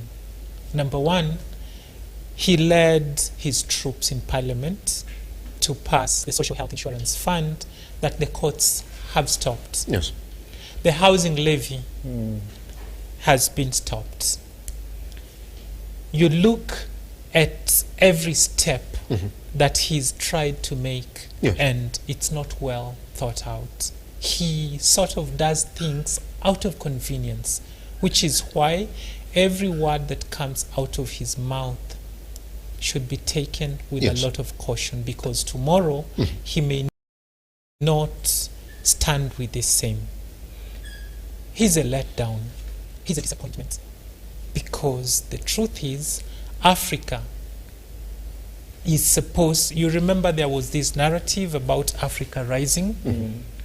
Indeed, Africa was rising because we have it all. We have the resources to be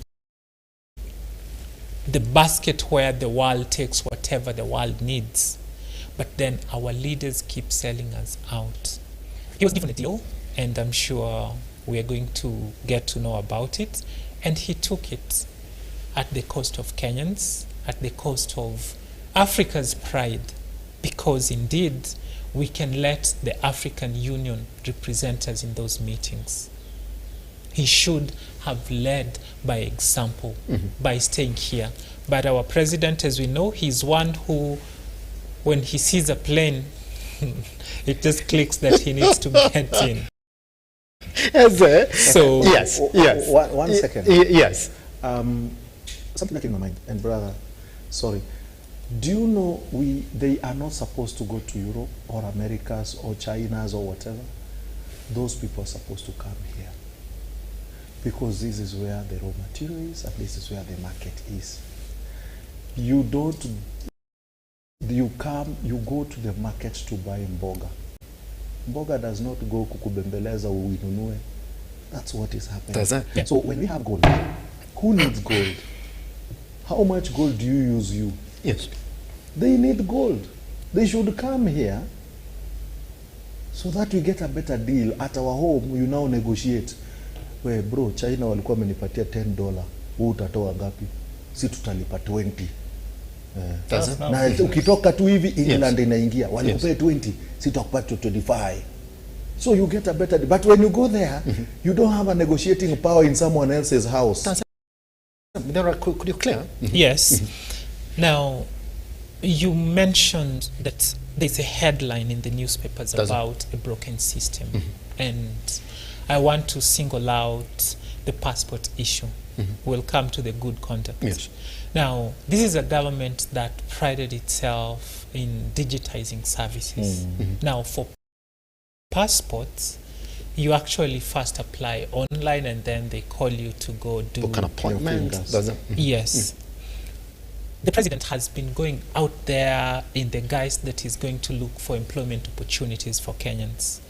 But then how are we going to access those jobs, okay, if we can't even get a passport? I know of people who applied for a passport in December of 2022. To date, they still do not have that document. Yes. I will show you. That's a lot. That's a lot. That's 2022. Yes. And you're still waiting for it. Yes. Yesterday I was following up on a case and I was told that if you applied for the 34-page passport, the earliest the books will come in is towards the end of February. And the president tomorrow will announce that when I was in Italy, I was able to secure this number of jobs. And then they will come with this rider that you don't have to travel. There are online jobs that you can actually do from here, just so we can't hold them to account. So we indeed are running a broken system. This system needs to be stopped. Kila kitu isimame so we can review where we are, because it's bad. We got into a deal with Saudi Arabia. We were told it was a government-to-government deal, and it was going to help stabilize the dollar. The currency. Since then, things have only gotten worse. So when I see my president turn back on what he said, I'm not surprised. I actually am getting to a point where I would be surprised if what he said is actually what he does. And that's not how to run a country. I'll be surprised when, sorry, one second again. Me, I'll be surprised when surely Raila becomes wrong. Because when he says something, they will rubbish. Then later, it becomes a correct. So I'm looking at the day Raila will be wrong. Okay, let's get the facts right. You know, they say might be a special occasion in this sense, gentlemen. And Ken, this is it. You do remember that last year, Matabella was here in the country. So he was here, and essentially what they said, they had made some deals. So this looked like an opportune moment, according to the communique that we got from State House, looked at an opportune moment to go back and get in touch with some of the things that they started talking about here in this country. And the president said, we are keen on exploring partnerships that will accelerate the realization of our development agenda. In fact, he said, which development agenda? That's it. In fact, he said, RUTO was going to address the summit on energy during the summit and security of energy.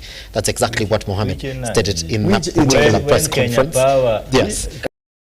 Now, cannot supply electricity consistently for even a week. Ken, I want to take over because they said that the Italy government was going to help the president to complete his projects under environmental conservation, climate change resilience, water, education, health, energy, and agriculture. Does it make which ones? Those are ministries. Those are ministries. We don't have anything. Ken, I want you. I will be coming back to you, gentlemen. If indeed yes. there is value from the trip, it would make sense. But coming from the context of his words, last year. But does Mattarela's visit here in this country make it political? Because I called you, bro. I was just there last year, towards the end of last year. I called on you to come here to talk about Italy, Africa relations, and you didn't come. But I came to your country, man. You should have come. Is this special enough for the president to say, man, they were just here the other day and they promised me something, so I gotta go?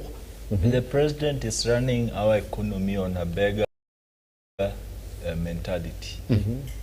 60 years down after independence, it is morally wrong for one calling himself a president and the commander-in-chief of the armed forces of the Republic of Kenya to continuously pursue the white men in the name of loans and support. It is not in the best interest of Africans and we as the people of Kenya to continue over-depending on countries that are even more catastrophic than us. A country like Kenya enjoys 100% or 90% of tropical rains. We can actually support our agricultural production indigenously through the natural way.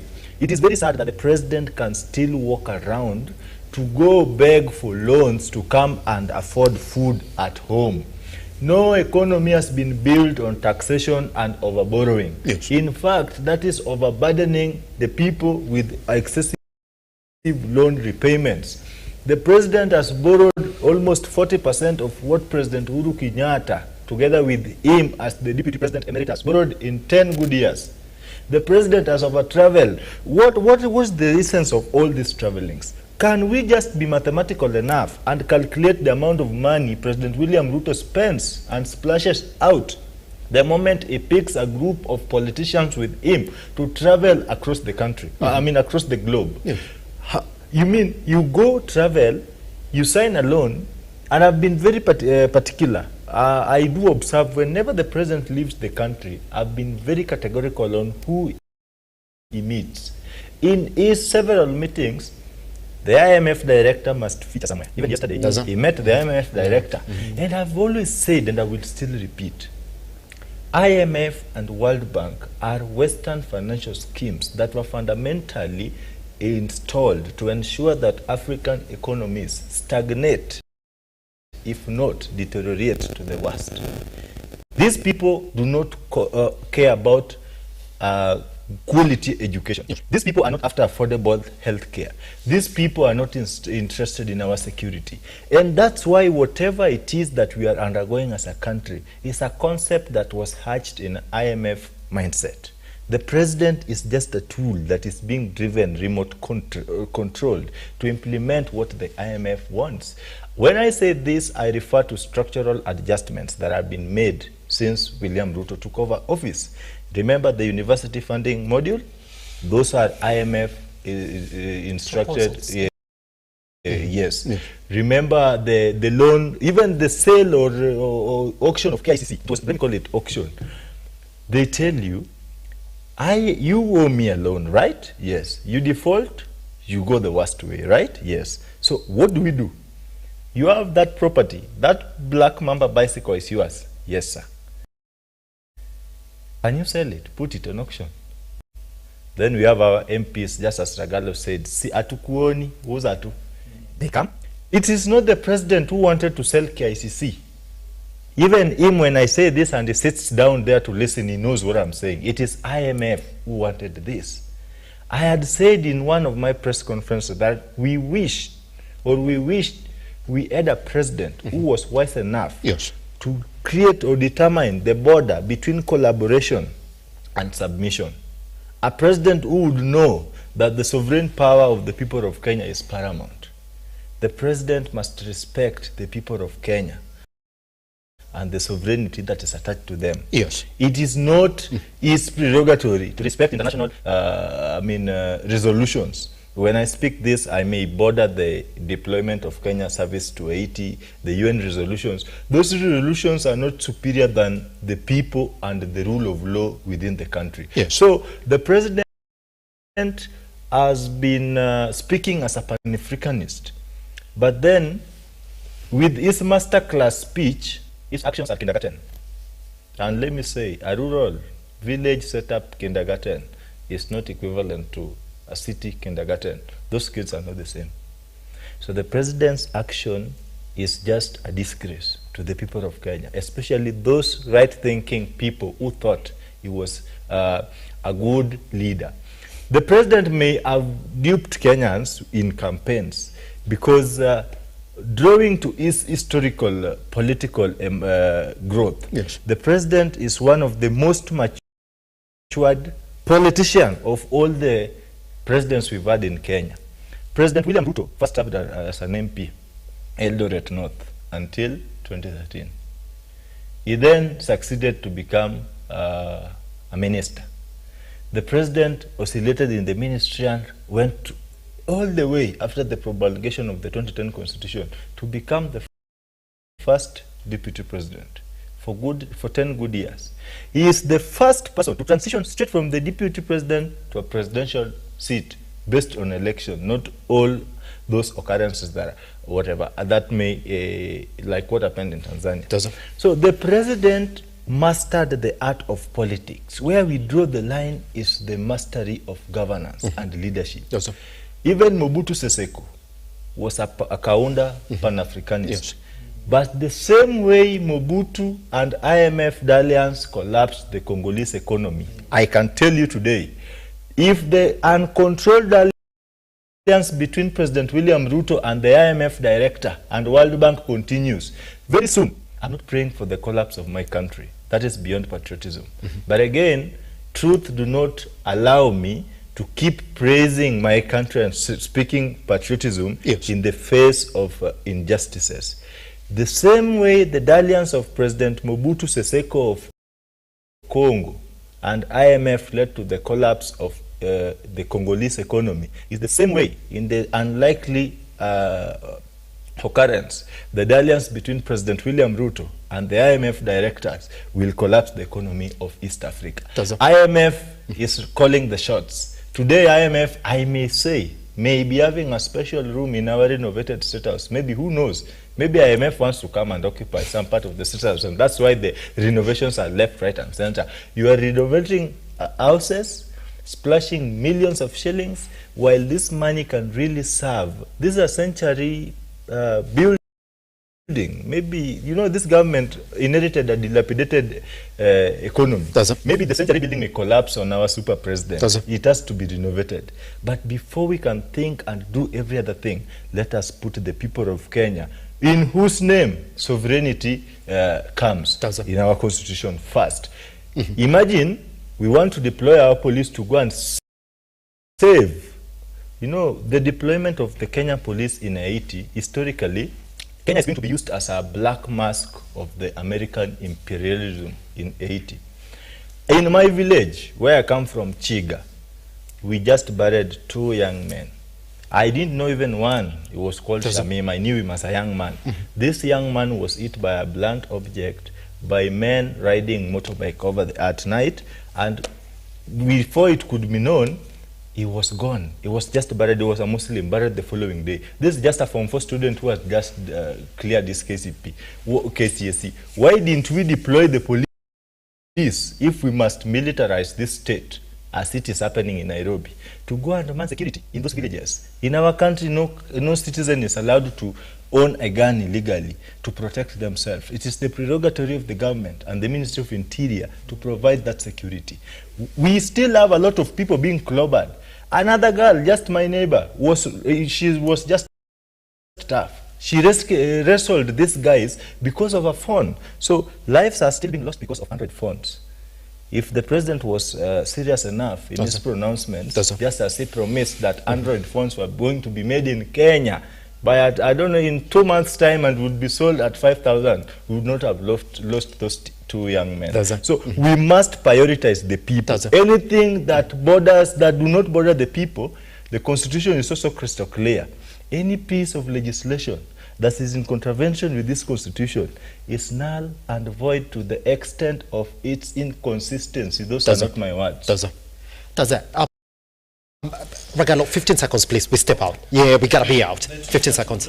Yes. Just a normal communication tweet that Italy is going to assist the president in energy. All those led were ministries. Yes. So in energy, what was the problem that you're going to get money for? In agriculture, what was the problem that you wanted to get money for to come and correct in agriculture? You don't say the money is going to assist in agriculture, energy. What in energy?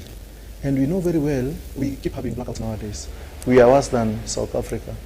And every month we have to go to a national blackout.